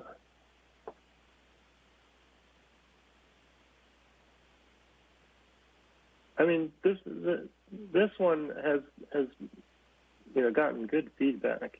I find it to be the most distinctive of the four in a sense, or kind of unexpected. It also though delivers pretty efficient parking lots, which is oftentimes when you introduce slightly irregular geometries, that's the big downside. But your land area is very significant, and it does allow a nice level of flexibility in these layouts. Thank you. Sure. Question, yes. With your layouts, what's going to drive the choice? When someone decides they want to start building, is it like EBART decides where they want the station? Yeah, that's a good question. The strategy that our team is adopting right now is that we have 4 feasible schemes that go out into the world. The scheme that we prefer, which will be a product of, your input, your feedback, the community's feedback, our developer consultant, Hoffman Strategy Group, what is their opinion? Just kind of figuring out what the right approach is. We'll take one of those schemes, and then in our next effort, phase of work, we're going to develop 2 catalyst sites where we show the office layouts in more detail and the housing in a little more detail. And then we provide, there will be 4 renderings which communicate kind of the character and feel of the place.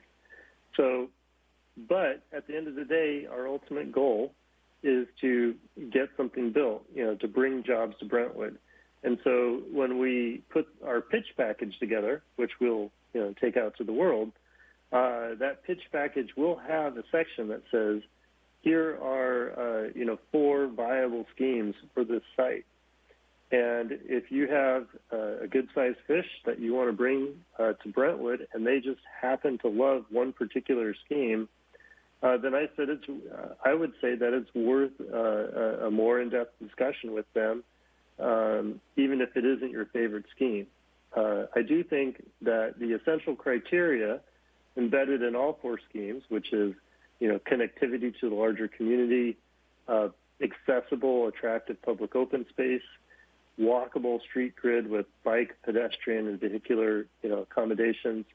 Those things are built into every scheme, and I do think that you will have, success with each from a community perspective.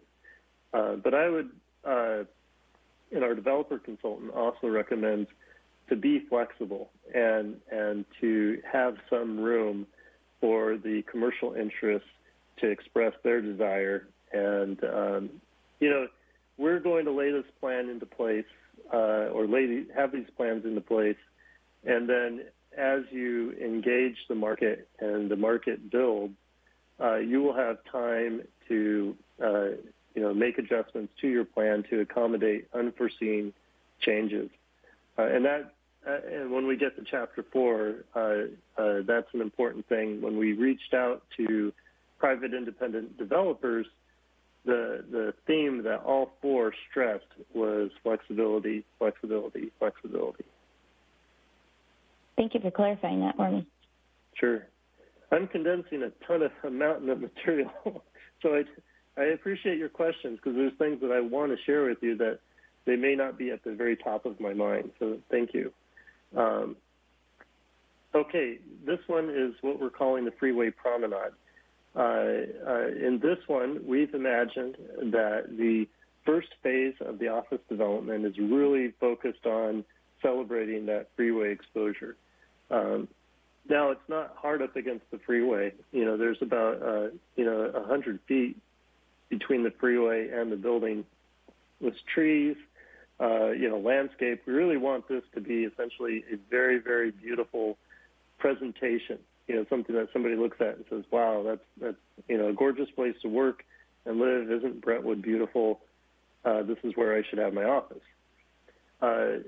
We've also built into this a very pragmatic grid so that these sites, essentially this a block is this size. That block can be split into two, or it could even be split into four, depending on what the needs are for the tenant.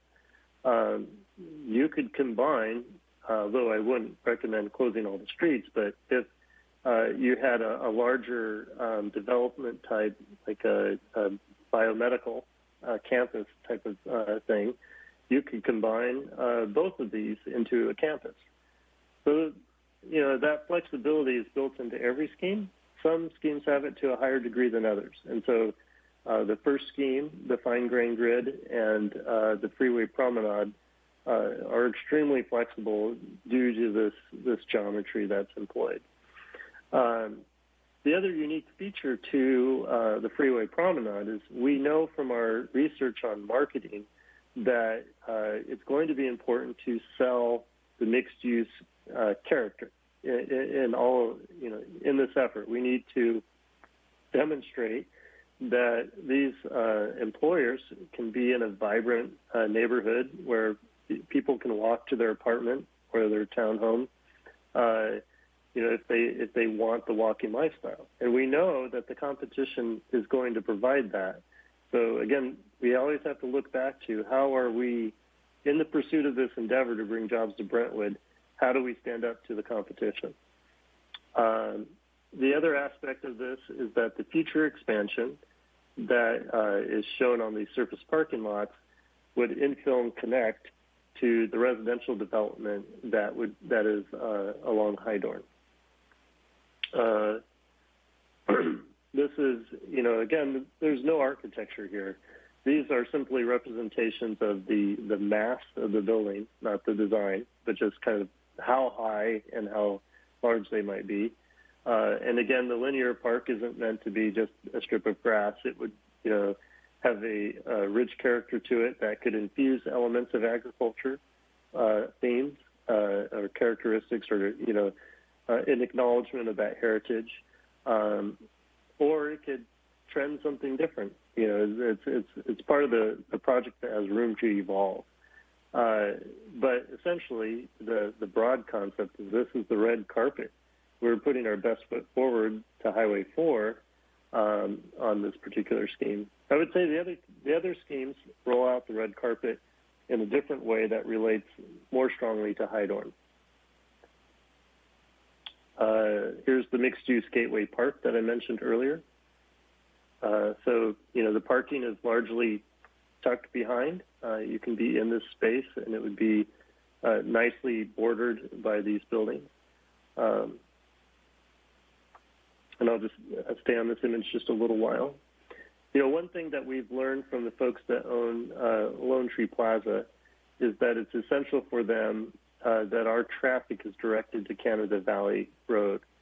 So we'll have to, and these are some of the modifications that I'll make to the schemes, is that we'll be looking at, on this move here, we directed the traffic to line up with the storefronts and the street in front of it. So we'll be making some adjustments to that on this parcel especially.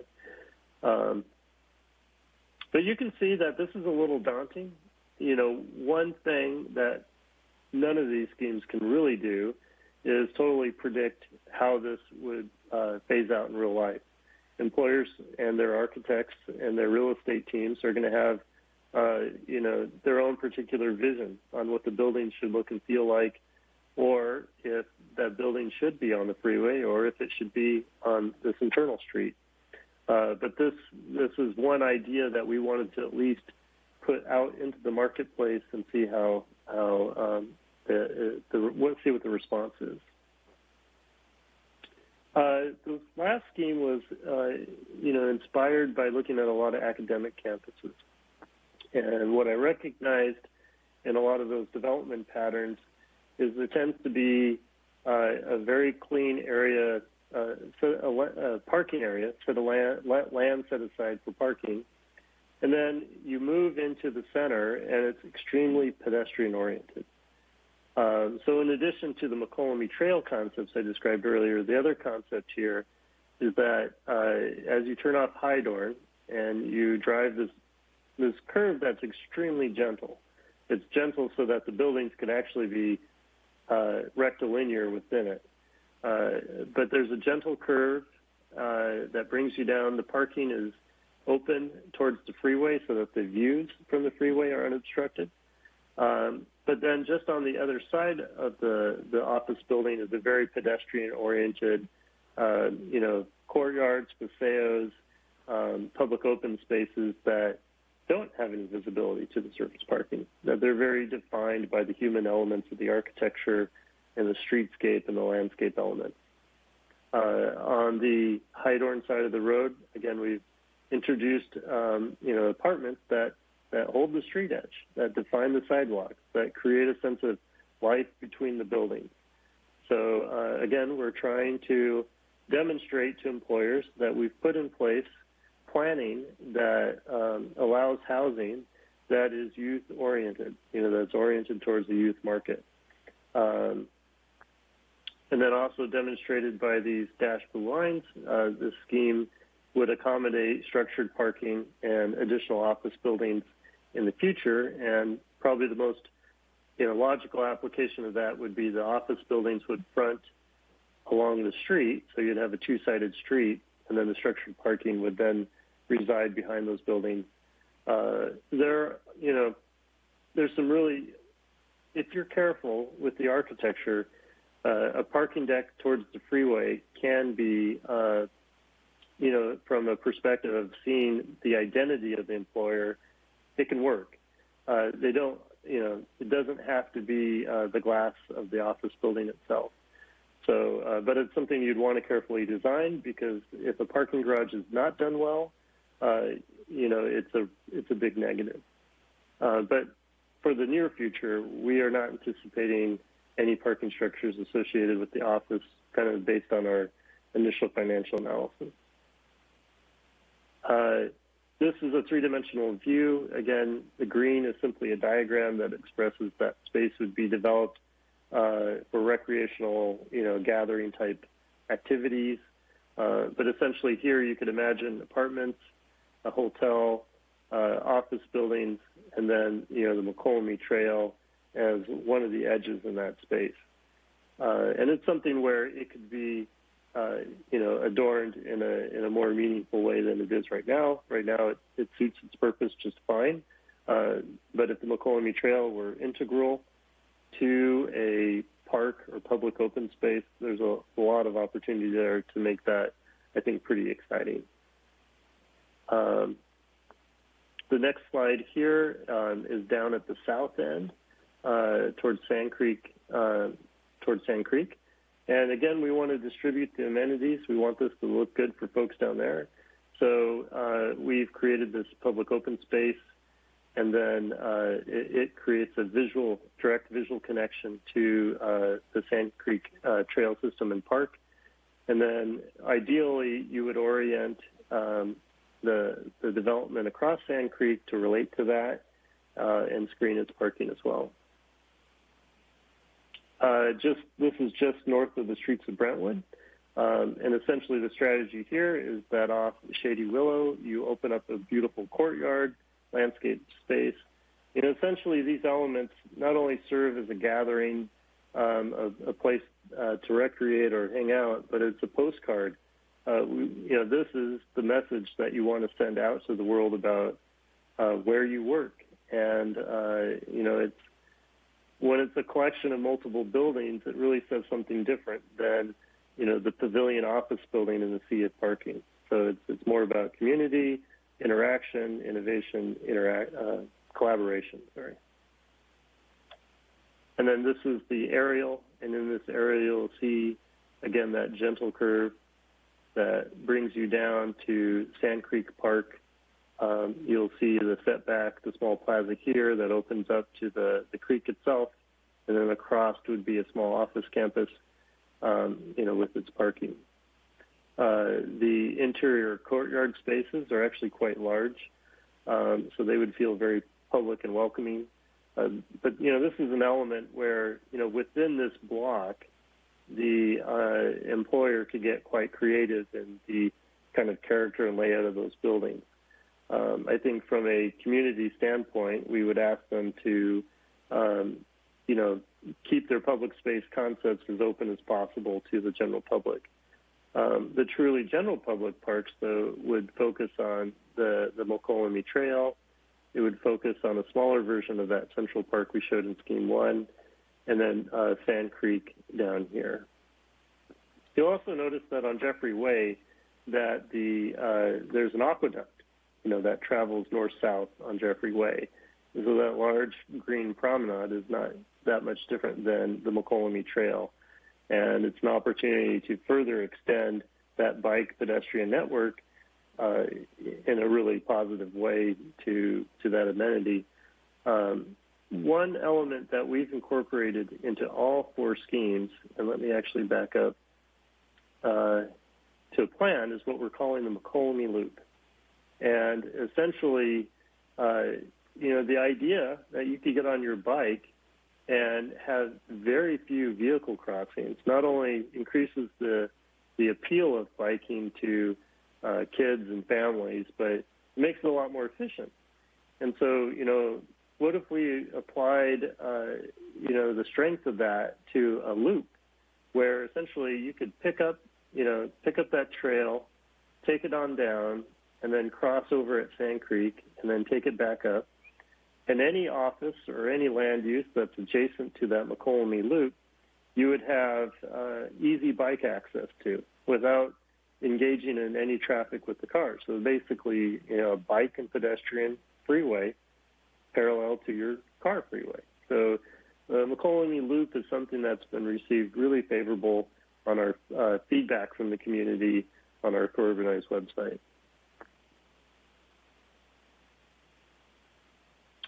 So just to kind of summarize, there are some distinct differences between the schemes. You'll have time to look at the PDF and kind of read through the strengths and differences. And then we do have our last virtual town hall has this in a little more detail. If you go to the Co-Urbanize website and you engage the survey, each one of the survey questions regarding the 4 schemes has an enlarged plan that is actually exactly this, that you click, pulls up the plan, and you can read through this text. And it covers a few more topics than we are tonight. This was a good conversation that was brought up earlier in the evening about the BART location. Tri-Delta and BART had different perspectives on it. From the BART perspective, the Mokelumne Trail Bridge has been designed so that the platform of the eBART station will tie into it. So if you want to go to the BART platform, you simply go up the bridge, and this blue kind of rectangle here is the platform that would exist between the 2 directions of traffic on the freeway. The key to this is that the width of the Mokelumne Bridge has been designed in accordance with the exit requirements of the BART station. And so, X number of occupants requires X number of feet for width. And BART's designed it in a way where it mandates that half the folks go to the west and half the folks go to the east per their projected demands. Interestingly, talking to Tri-Delta, one of the interesting things they brought up is that having split parking lots means that if somebody doesn't find a parking space, they got to drive all the way up to Lone Tree, all the way back down Hydorn, and over to one of the other parking lots. And if they discover that parking lot is full, they'll be pretty unhappy. So what's challenging about this particular location and the split parking arrangement is that in most areas where you have BART straddling a freeway, there is a direct underpass connecting the 2 parking lots. not always, but in a lot of the cases. And this is an element that we just can't do in our project. So, but these are the two kind of ideas that we're considering: is, do we split or consolidate? The impact on the landowners is not insignificant, so we need to really give that some thought. If you have two smaller, parcels, it renders the rest of the parcel a little less usable, so we need to think about that. If you basically consolidate the damage into one parcel, it leaves the others less obstructed. The other little point that I'll layer onto this is that from attracting an employer perspective, it's not a bad thing to have BART. That's a good thing. It connects you with all kinds of amenities, and it means that workforce up and down the Highway 4 corridor would be, given a public transit option to get to the site quickly. So that part's good. But the other reality that may be at odds with the interests of Brentwood is that probably 2/3 or more of the BART passengers would be headed to San Francisco or other locations. And so their primary direction of traffic would be outbound. And so, the benefit, the pro-con benefit conversation that we'll have ongoing is how does BART work into this picture without getting in the way of the short-term goals? But how do we keep it in the picture so it doesn't become a negative when you hit the long term and you do have 1 million or 2 square feet of office here, and then all of a sudden that BART station is helping attract even better employers that require that kind of thing. So, and that's not something that I think we have to solve tonight, but those are the considerations that are, being discussed in our team. The Innovation Center Trail System in yellow, as I mentioned before, connecting the McCollum Loop, connecting the McCollum Trail with the McCollum Loop down to a Sand Creek Trail network is a great story to tell employers in regards to wellness and connectivity to the neighborhoods that are throughout your community. And it's something that's been very well received. So that brings us to Chapter 4. How do folks feel? Would you like to do a Q&A on Chapters 2 and 3 and then do 4, or would you like to try and tackle 4? For anyone, what's your preference? Would you like a 5-minute break and then go into all the questions? Or I'm good to wait till 4.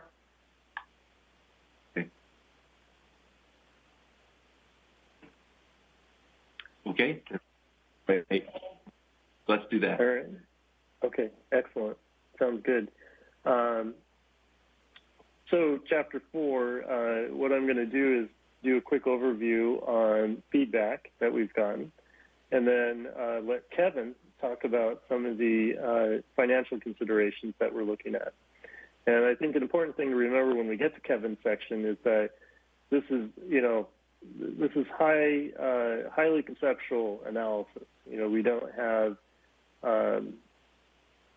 we're not diving into this as deep as developer would, but it gives us some insight as to, do we have the general balance and mix and land use strategy, which plays into the economics, in check in a realistic way, so it's attractive. Okay, key word here on the slide is ongoing. With the benefit of our co-urbanized website and the virtual town halls and the Zoom format, the ongoing public comments have been really helpful, and it's allowed us to, I think, reach a pretty broad audience. And it's great knowing that we can have all these resources on the co-urbanized website, not only for people to look through and read, but they can also leave their comments and ideas and feedback. And it's quite interesting. So just some of the things that we looked at, or some of the things that we've been reading, make it beautiful. This is a mutual, important, lifestyle component is it needs to work for the community, but equally it needs to be beautiful for the workers and the employers that want great workers. Amazing to see the distances that people travel from Brentwood for work. Santa Clara, it's really telling how much effort people put into their commute. And boy, if they were offered a local option, they would probably choose that employer over the competition. The emphasis on the amenities of the Delta and Mount Diablo, these are clearly things that people love.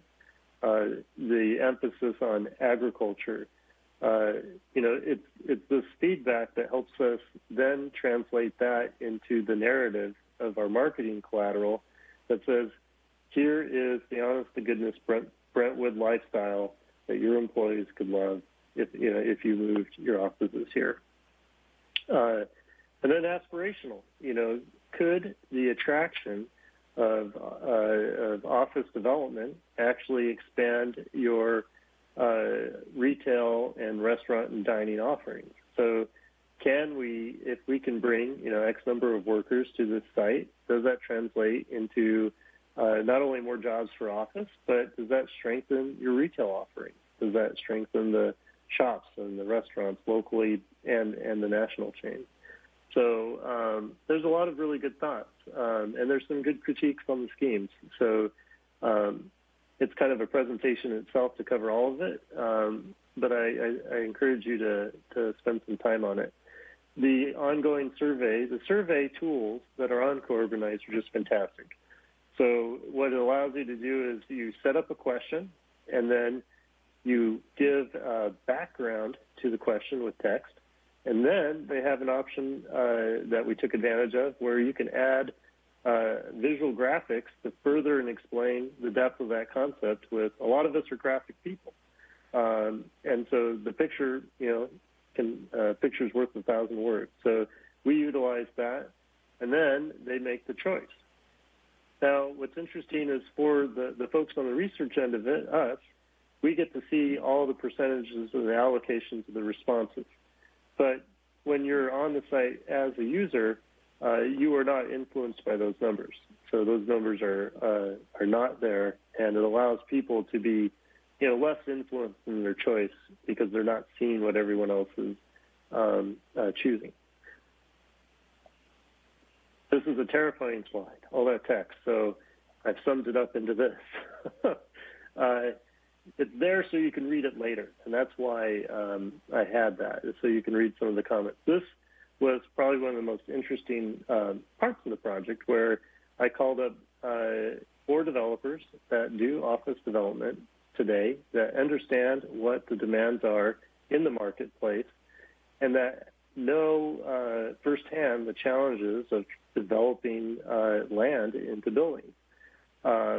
And so some of the highlights from their advice and reflection on our exercise was master plan must be flexible. We need to be able to combine, split parcels. Somebody may want their office building to have a 40,000 square foot footprint that's 120 feet deep, or maybe they want one that's 200 by 100. So there are a lot of, building in that flexibility to respond to the site is really important. What we do on our side of the fence is we make sure that the front doors of those various different types of buildings align in a meaningful way so that the streets and public spaces are activated. The other really big highlight here is recruit a strong anchor tenant. So this comes from Catellis. Catellis did Mission Bay in San Francisco, and they did the Miller project in Austin.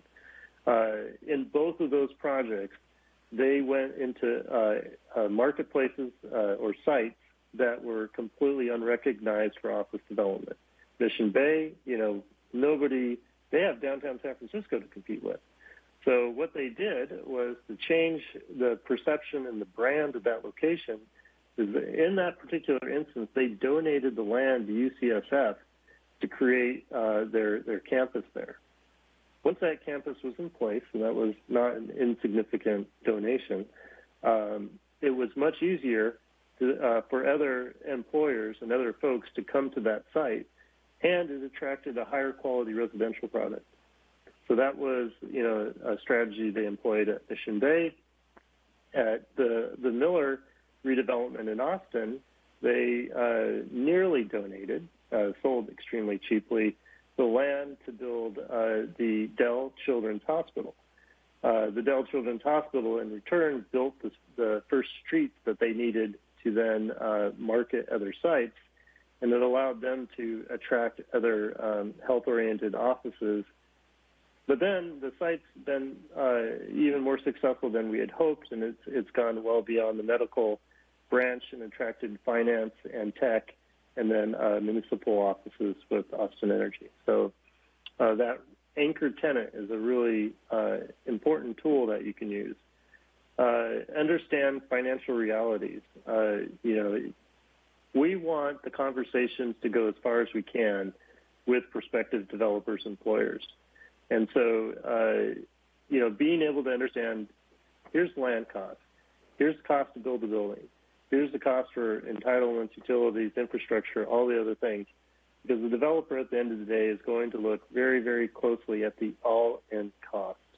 So that's something that we're working on in the study, and especially in the next stage, is to have those conceptual numbers for the marketing. Market your financial incentives. Identify what is in the city's toolkit. How can we, look at what is the cost to develop this into office in an attractive way, and then how can the city possibly help through different strategies to make that even more attractive. And then how do you, and connected to that is how do you deal with infrastructure costs? Identify your hook. The agricultural preserve, there's an opportunity to sell essentially a really premium park. And, that's embedded in the Delta, in Mount Diablo, and the fact that you have this agricultural core, which, hopefully and definitely will remain this beautiful asset. It's better than Whole Foods. You just go straight to the source and you get the best California has to offer. We're going to market that. And then know your challenges. These are conversations that we mentioned earlier you have to have a grasp on and then answers for. And then lastly, best-in-class lifestyle amenities. You have stiff competition. And so we have to sell the Brentwood lifestyle as a substantial benefit and also advantage over choosing other locations. Landowner outreach, some really interesting themes. A lot of it you already echoed with the importance of aligning master plan concepts with property lines to help ease the land transactions. But also, there's an acknowledgement that young people, there's not enough young people in Brentwood, that Brentwood could do more to really appeal to the full spectrum of post-college workforce.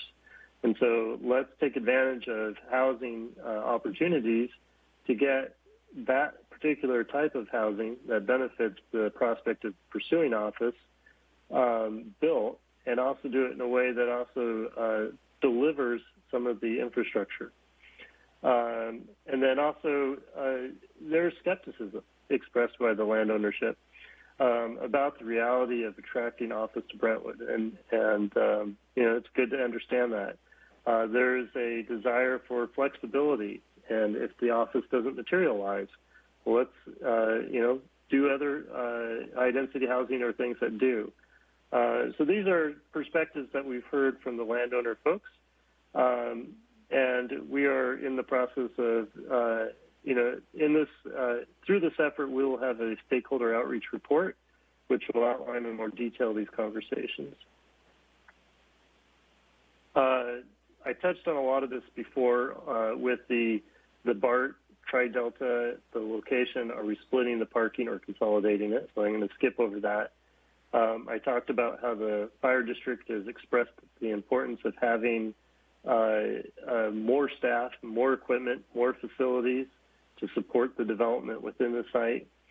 And then in regards to public works, some very helpful insight on safety and maintenance regarding how bike lanes, pedestrian, bike, and vehicle traffic are safely arranged and comfortable, but also possible to maintain. So there's a lot of text here.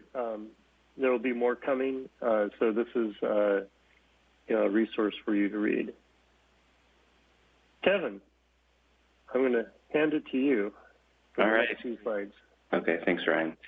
Sure. Well, as Ryan mentioned, we prepared a preliminary order of magnitude test of economic viability, and the way that we did that was that we compared the total cost to construct the backbone infrastructure and acquire the land to the fund, and we compared that to the funding capacity that would be generated by new development.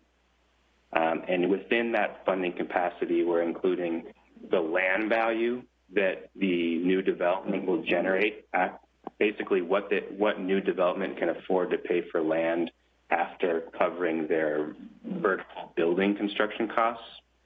And then we looked at a couple additional sources that are also directly tied to development. That includes reimbursement of park and roadway fees in exchange for constructing infrastructure, as well as the Enhanced Infrastructure Financing District that the city is considering, and for sale residential, a possible community facilities district, which is funded through an assessment on new homes in the district.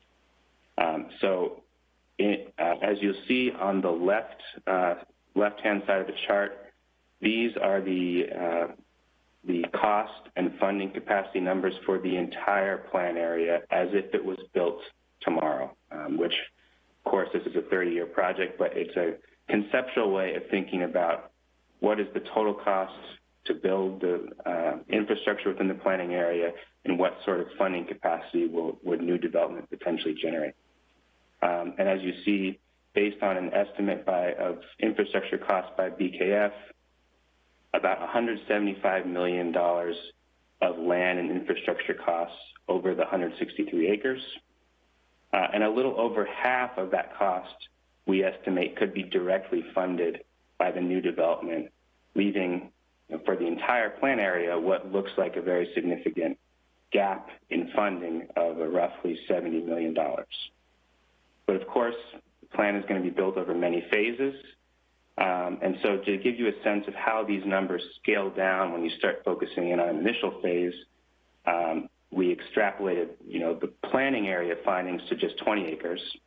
And you'll see here a land and infrastructure cost estimate, order of magnitude, roughly $20 million, and a feasibility gap representing the difference between the funding capacity and the infrastructure costs of about $9 million.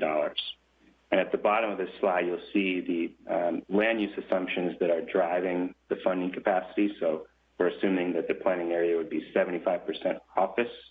And so for the 20-acre phase development, that translates to about 330,000 commercial square feet, which is in line with those demand estimates for over the next 10 years, and then 140 residential units.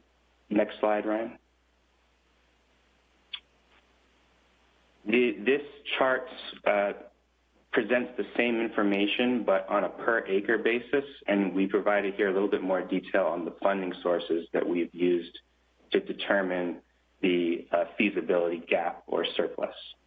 So the land and infrastructure costs per acre, we're estimating at $1.1 million per acre, and about half of that is comprised of the acquisition costs for the raw land, and the rest is what's required to pay the cost of constructing streets, parks, open space.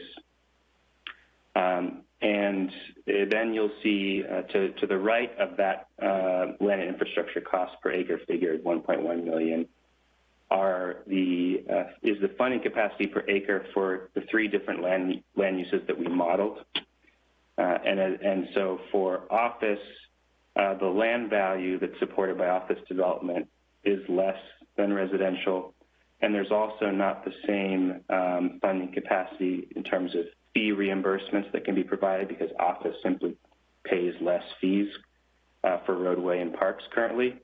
And the infrastructure funding capacity is a little bit less from the Enhanced Infrastructure Funding District because the total value or construction cost of the office is estimated to be a little bit less. So the office ends up funding about $500,000 of infrastructure or land costs, so about half of what's needed. And as you'll see to the right, the residential land uses essentially cover their proportional share of land and infrastructure costs. So how this translates over the planning area, as you saw on the prior slide, because most of the land is weighted toward the office, there tends to be a bigger funding gap. But I think the key finding on the residential side is that for an early phase, residential can be helpful in covering a proportional share of the infrastructure costs, but it's unlikely to be to provide a major subsidy of the office. So it's helpful in those early phases to jumpstart infrastructure, but we're still going to have to find other sources to cover that gap for the office. Next slide, Ryan.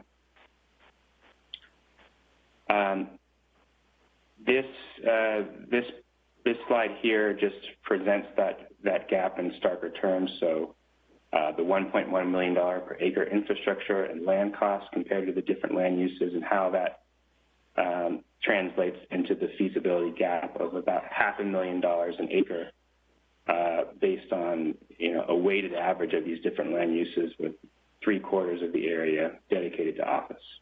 So again, you see almost no funding gap for the townhomes on a per acre basis, very little for the apartments. It's really driven by the fact that at this point in time, when we look at the market and the supportable rents, the rents for office aren't sufficient to support a higher land payment or a higher contribution toward infrastructure. Next slide. But this question came up earlier that, well, how do we respond to this? How do we respond to a situation where rents aren't where we need them to be now to fund the full cost of land and infrastructure? And what this chart is a sensitivity test that's essentially showing how the supported land value would change based on very marginal changes in the monthly rent assumption for office. So, we're currently, in our pro forma currently, we're in the $3.40 per month rent range for a full service lease, and with with another 10 cents, 20 cents, the blue line in this chart is showing you how the land value, the supported land value would change. So going from $3.35 per month, where you're at almost zero land value, to $3.65 per month, you've suddenly hit the land value target of close to $1 million. And you'll see that the land value target is a little bit less than $1 million because we've netted out those fee reimbursements that could cover the rest of the $1.1 million land and infrastructure costs. So I think there's 2 points to take here. First, when we're thinking about phasing, and those big numbers of the 70 million over the planning area, that assumes everything remains the way it is today. But in reality, if you phase out if you think about an initial phase of a development, it might need some additional support on the infrastructure side to attract those early office tenants. Once the planning area becomes more established as a commercial destination, rents have the potential to increase over inflation and construction costs.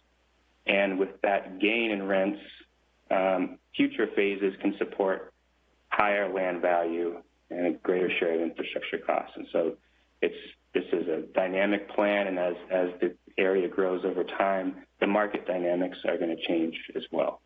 And the other point here is that for this initial test, we've modeled the office development as though it's going to be third-party developer leasing to an office tenant on the open market, and they're going to be negotiating over, well, the rents in San Ramon are this, and in Walnut Creek they're that. But as the strategy that Ryan's really laid out, it focuses as much on the end user as on the office developer. And so this calculus of whether it's a $330 per month rent or $365 or whatever the lease rate's going to be, if you're really targeting the end user, the calculation, as Ryan mentioned earlier, is really more about the overall cost to that end user if they're directing their own project or if it's a build-to-suit for their specific end use. And so in that case, what matters is the overall cost, and construction costs in Brentwood are going to be similar to the rest of the Bay Area. So the competitive element is really that land and infrastructure costs. And the $1 million roughly land and infrastructure is more or less in line with what end users in the Bay Area, in let's say Dublin, for example, have paid for commercial development sites that they will convert into their own campus. So it's comparable to other market areas right now, and I wouldn't say it's a competitive advantage, but it's in the ballpark. And with some additional incentives, it could become even more competitive. Next slide, Ryan. Which gets to, this is the final slide, just to address the question of incentives. So in this analysis where we're showing, it's still a financial gap, we've already assumed some incentives that aren't currently in place, or that we're still mulling over as options, and that would include the roadway and park fee reimbursements for construction of some of the streets and parks that are included in the planning area. We've already assumed residential entitlements that would represent about 20% of the land area, which helps fund the infrastructure costs. You saw in an earlier slide that one of the funding sources that we're looking at is the tax increment that would be deposited into an infrastructure financing district, which is currently under consideration. And there's ways to expand on those incentives. So, for example, with the roadway and park fee reimbursements specific to the project, there could be projects in the city's capital improvement program, or you could access state grants to provide additional funding for infrastructure beyond just what's contributed through fees paid by developers. In terms of residential entitlements, the early phases could weight a little bit more toward residential, which would also reduce that gap in the first phase. For the infrastructure financing district, we're currently just estimating the funding capacity of that district based on the development that's happening in the planning area. But we understand, it's possible that the boundaries could also include nearby areas, and that tax increment is not reflected in what we're estimating currently, but that's another way of expanding the boundaries of the district, capturing more tax increment from beyond just the boundaries of the project area, and having that funding capacity available to fund infrastructure within the planning area. And finally, as I showed on that first slide, the $70 million gap is with the full build out. I showed 20 acres just extrapolating from the total planning area to give you a sense of how that scales down to phases. But there's even more value engineering that can be done in terms of thinking about the most cost-efficient first phase. So where are the, within the planning area, focusing in on where backbone infrastructure needs are a little bit less, where you can make the greatest use of existing of streets that are already in place. And in that case, the gap could narrow even more for that initial phase, which is really going to be the catalyst to establish the commercial district, to prove the rents out there, to prove the market interest, and hopefully in subsequent phases be facing a much narrower gap or even a potential surplus to add new amenities to the area. And then, as I mentioned, in addition to the incentives that are really targeted toward the development community, there are plenty of incentives that can focus really more on the end users. So whether that's tax reimbursement agreements for any point of sale tax that is associated with the office end user or the manufacturing end user, training partnerships that really focus on the workforce needs of major end users. Again, the criteria that an end user is going to be using is going to go much. Rent doesn't really cover it. It's really does this place work for their operations, and those needs are going to be very, very specific depending on who you're reaching out to. But because the costs are very similar to other areas, and as I mentioned, the land and infrastructure costs as well, very similar to other market areas. You're already you're in a competitive position to attract an end user. It's really about building that business case for that specific fish, as Ryan would say. So I think that wraps up, just an introduction to the incentive options as well as the financial analysis. But along with any questions you have for Ryan, I'm happy to address any of these items further. Great. Yeah, this is pretty much we've got a few more slides after this, but I would say, we've got questions for Kevin. It'd be good to kind of connect it. That was a lot of information. Questions? Rary, I have a question regarding the $73 million deficit. Does that take into account the about $11 million that we are currently funding to extend Jeffrey Lane and Hindorn Ranch Road, as well as bring the wet utilities underneath Highway 4? No.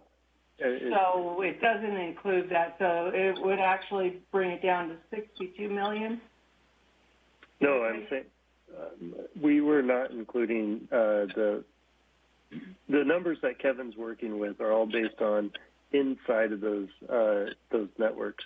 So we're assuming that Sand Creek road extension, they were assuming that Hydorn and Jeffrey Way down to Empire, now beyond Empire is included in our cost estimate, but we assume that those things are in motion. They are not part of this financial analysis and that they will be done. So the $70 million is on top of that expense for those. Okay. All right. That's all I had on the finances. Thank you. On the finances or any others that you'd like to ask?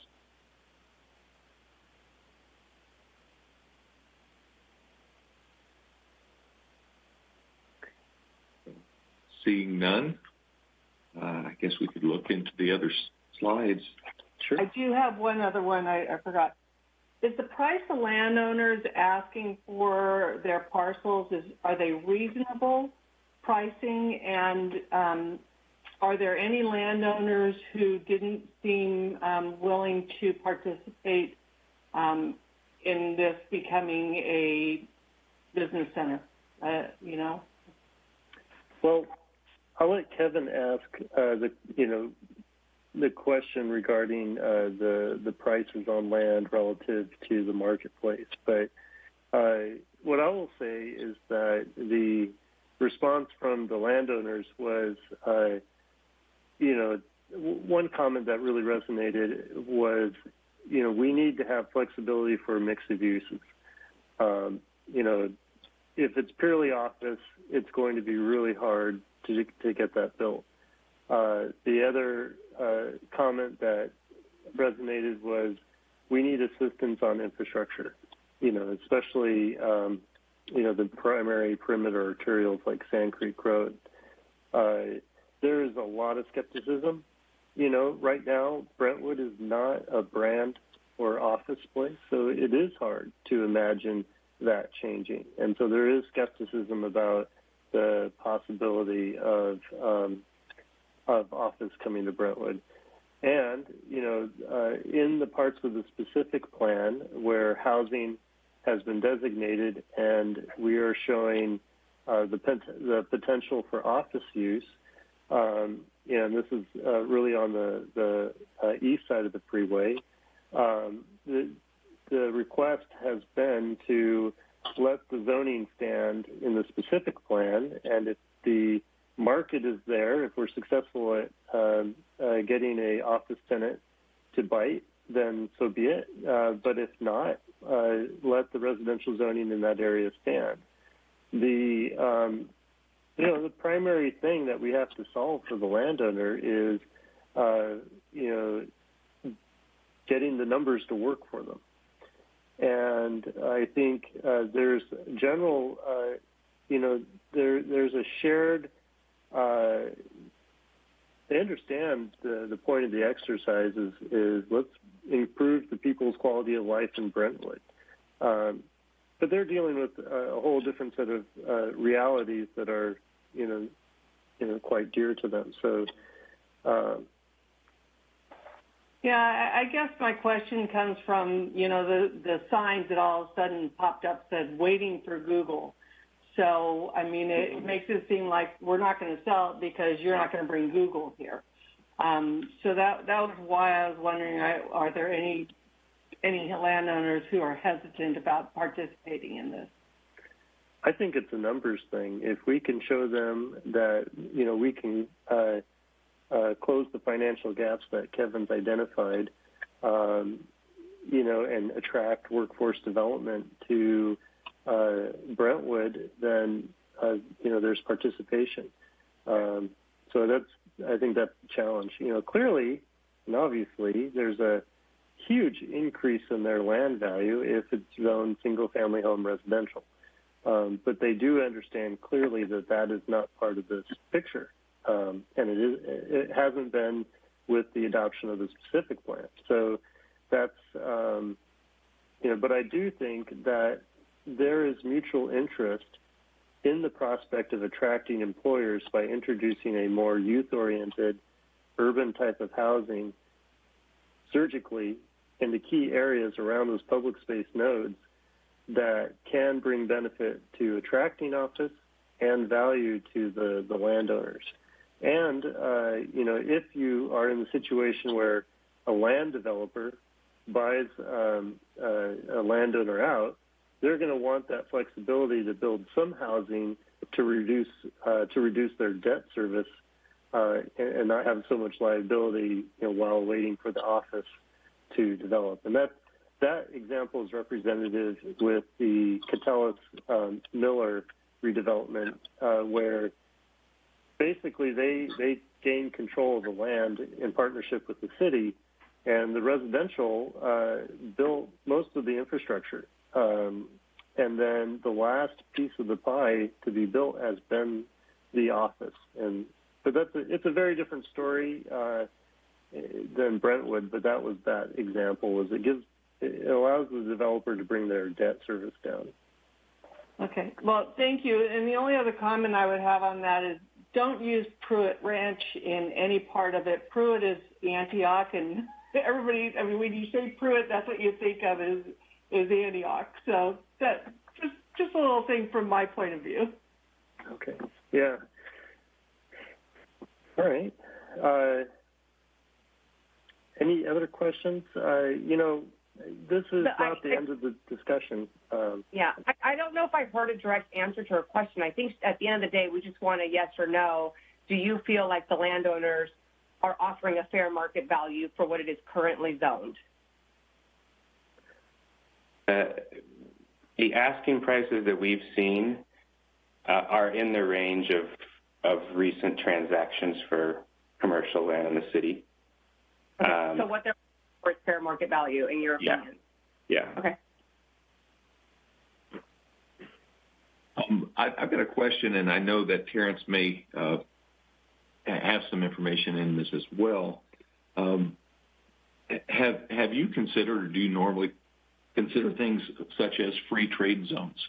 I know that it sounds a little crazy to bring a terminology like free trade zones up in this area, but Brentwood is somewhat uniquely positioned to qualify for deep water, which was mentioned earlier, as well as within the traditional mileage zone for Stockton ports, as well as the potential for the Byron Airport expansion for non-commercial use, like freight. Would that be a component that we could research as a part of some of this development? Absolutely, it's something that we're already looking at the process. You can create a trade zone that's sort of like a satellite from one of the other World Trade Zones. So I'm familiar with the process, and we absolutely are looking at that. That would give us more opportunity for additional tech manufacturers, assemblies, different things like that, that makes us a bit unique in offerings from what these other competitive areas are offering. So I think absolutely there are significant tax advantages for them, and it costs very little for us. So that's absolutely something we're looking at. Thank you. Is there anyone else that has any more conversation or question before we move on to the final slides? Or I've gotten a couple of questions on when we're going to allow the residents to ask questions. Do we know when that's going to happen? After we just have a couple more slides, we'll open up public comment after that. Yeah. Okay. Well, if there are no more commissioners or council people that would like to comment, we'll just move forward. So the next chapter in this saga, just think the next presentation we give to Planning Commission and Council will be one chapter. So hooray. But the next chapter that we're developing is focusing on 2 catalyst sites. In those catalyst sites, we're going to, there's going to be a certain amount of information that the prospective tenants are going to want to see. There's going to be types of eye candy, such as, kind of character renderings that are going to be important to get their attention. So what our next step in the process is to take 2 catalyst sites and develop those in a higher level of detail, develop the marketing collateral and the character imagery, the rendering, to complement the plans, the performance, and the Brentwood lifestyle story that we will then assemble into a marketing pitch package. We're going to bring the public along with the virtual town hall. We'll have another council meeting, council and planning commission, and then we will then proceed to work with RSM and pull together a really beautiful graphic package. And then HSG, our developer consultant, is going to help us work out a marketing strategy to then implement and pursue development. So those are, so that's a short summary of next steps. And just a reminder, the Innovation Center at Brentwood website, innovatebrentwood.site, has everything. We'll upload this show to it probably tomorrow. But everything we've done up to this point in time is on that website. It's a great resource, and the feedback would be wonderful. And so now I think we're okay to have some public comments.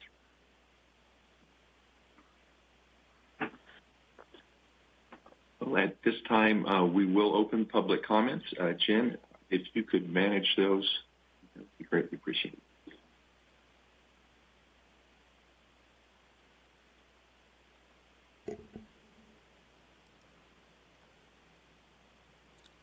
I'm just finding my bearings here. Just a second.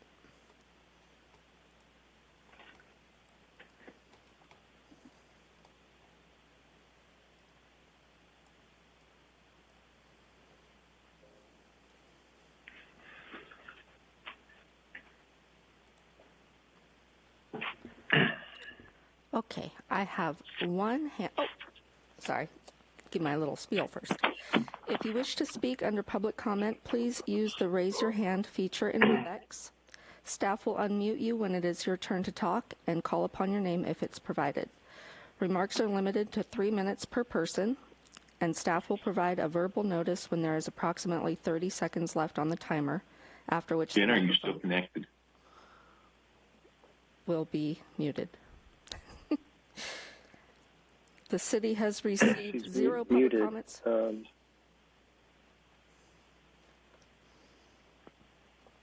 Can you guys hear me?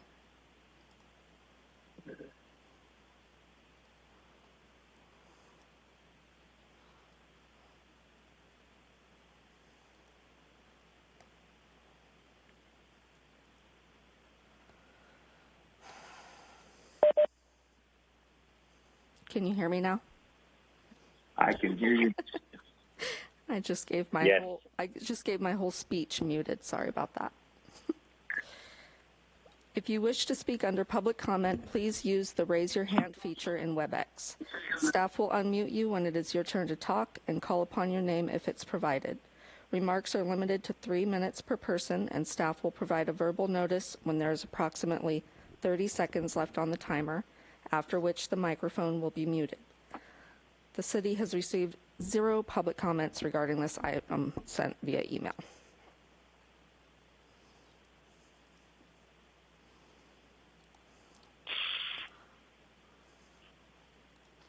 Okay.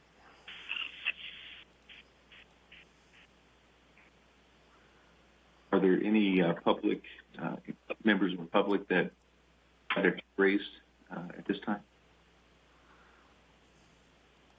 Is raised. There are no hands raised at this time.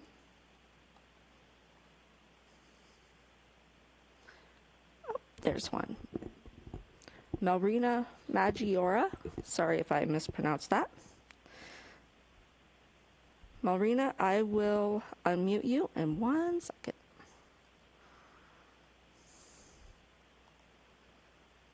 Go ahead. Can you hear it?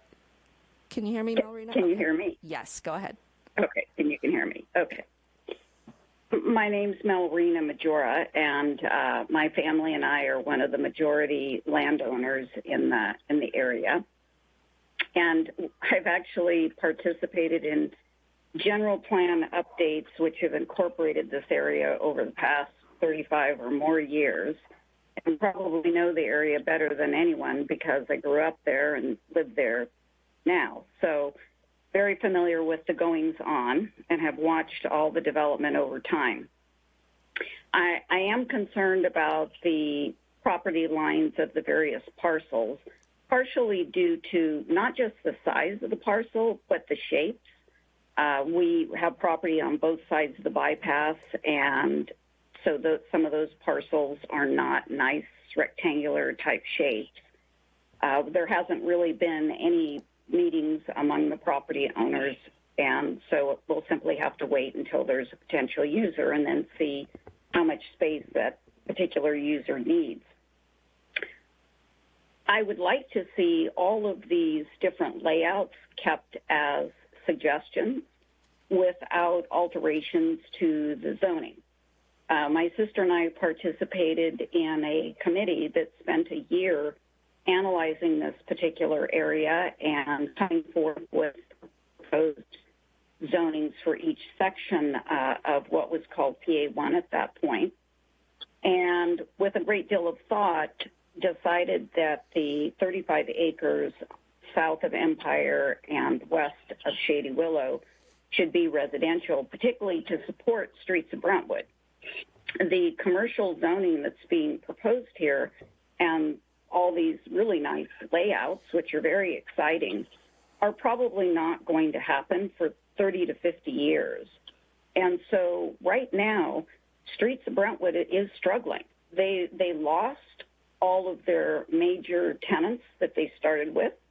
They've had a great deal of turnover and have never completely built out the center. And so by putting about 35 acres into medium and high residential zoning, And keeping in mind that right now a lot of people in the neighborhood walk to that center. I see them every day. 30 seconds. It would be absolutely what they need. You know, and I am speaking for my entire family, so I would appreciate being given a little bit more time. The rents that were projected earlier, I would say, are very high. The way the property is today, I don't think any of the owners in that area would really be interested in selling. It's going to be a matter of who comes in first to the area to develop. It's not. I'm sorry, the timer is up.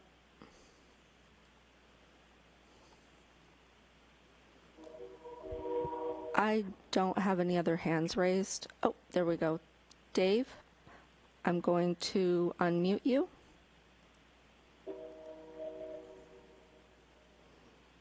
Dave Sporling. I just wanted to make a comment. Can you hear me? Yes. Mm-hmm. Thank you.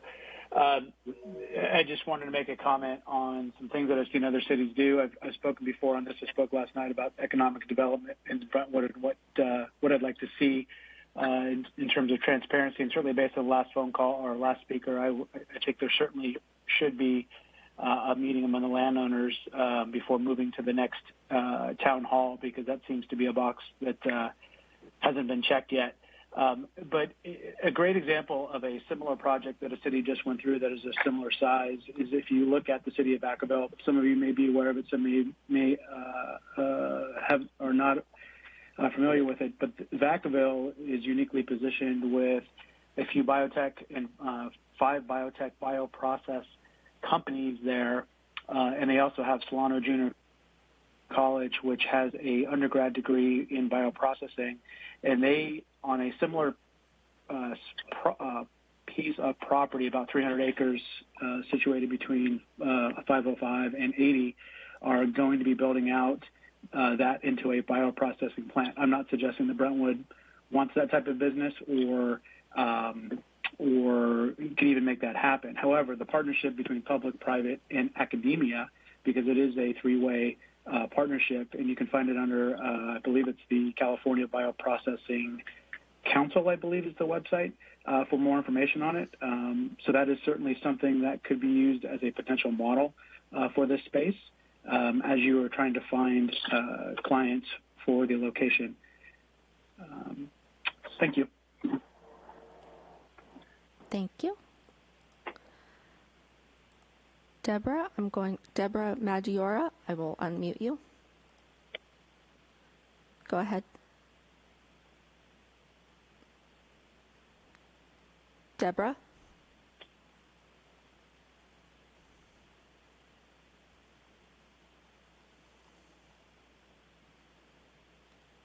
Deborah is the only person left with her hand raised at this time, and she appears to be having some audio issues, so we'll wait just a second.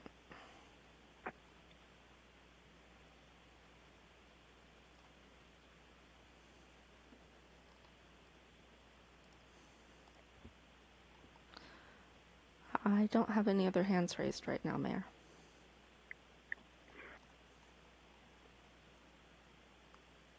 It's okay with the council and the commissioners, and since Malrina is one of the primary landowners in this area, if it'd be okay with you for her to have another 3 minutes in public speaking, since there aren't that many public speakers.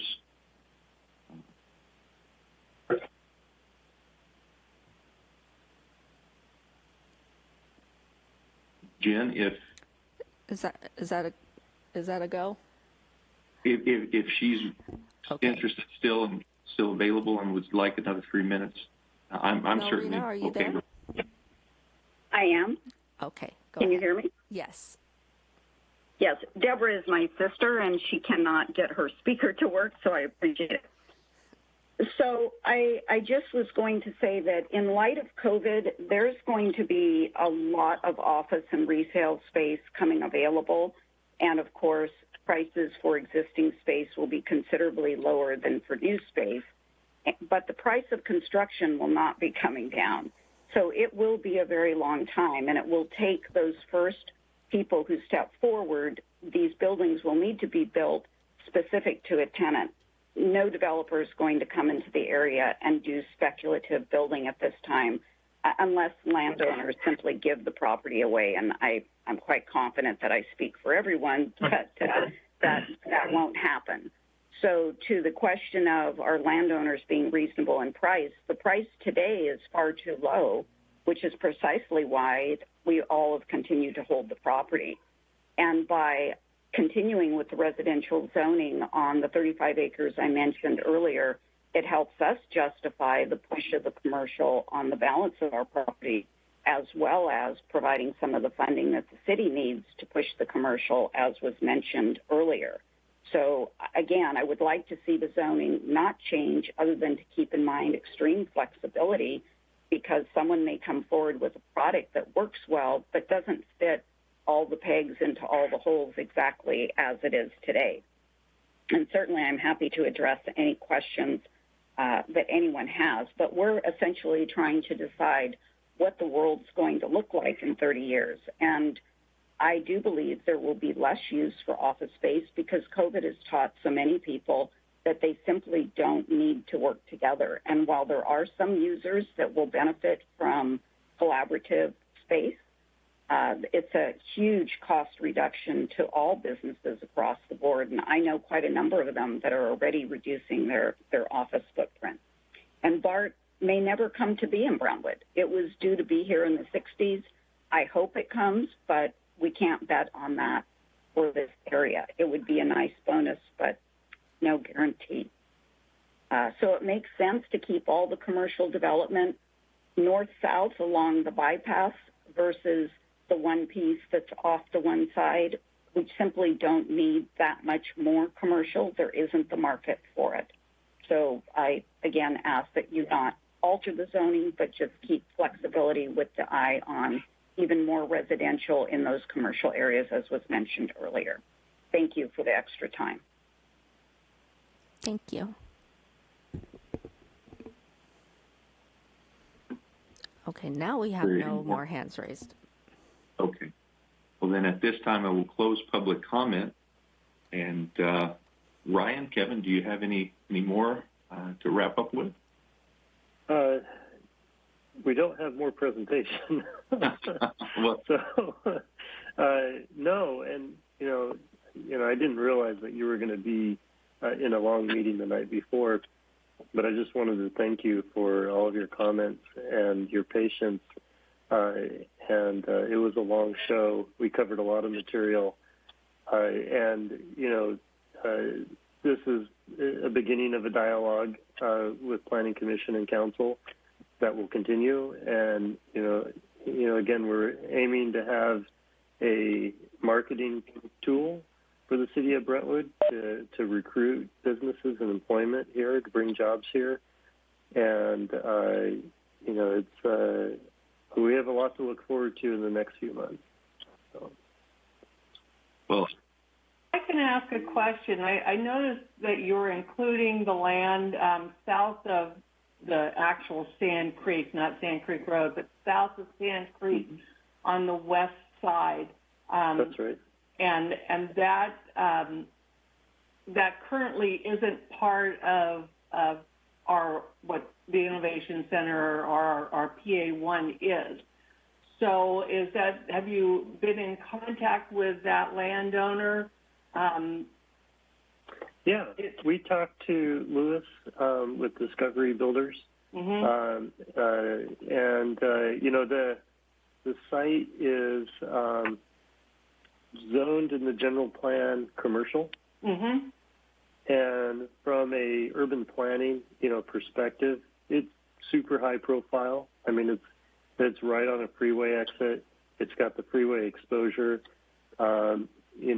It's really, and it's close to streets of Brentwood, so it has a lot going for it. And we certainly wanted to show an idea, for that area. And then if somebody really loves that, they can engage with the landowner and try and work something out. Okay. All right. I just, I did see it in there. I just want some clarification. Thank you. Sure. I want to thank everyone tonight, all of the commissioners and council people.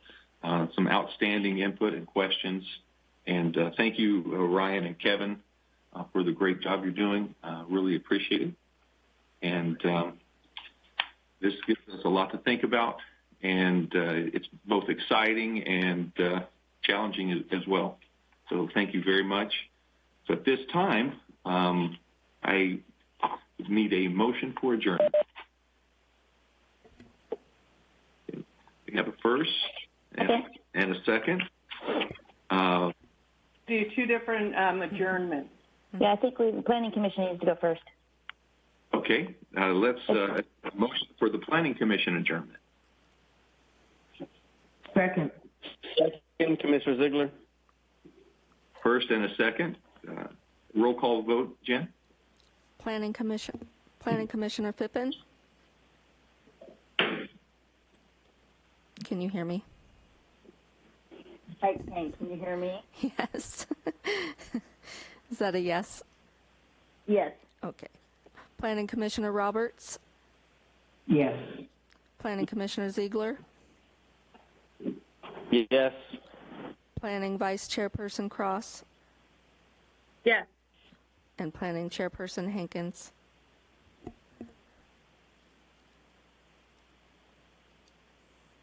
That is unanimous. The Planning Commission is adjourned. Now this time we need a council motion for adjournment. First. Second. And a second. Okay, roll call vote, please. Councilmember Mendoza? Yes. Councilmember Meyer? Yes. Councilmember Rary? Aye. Vice Mayor Rodriguez? Aye. Mayor Bryant? Aye. We are adjourned. Thank you all very much. Be safe. Thank you. Thank you. Good night.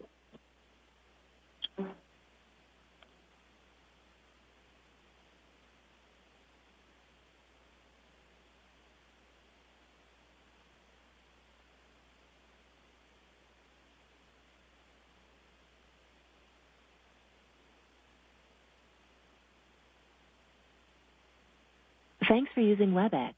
Visit our website at www.webex.com.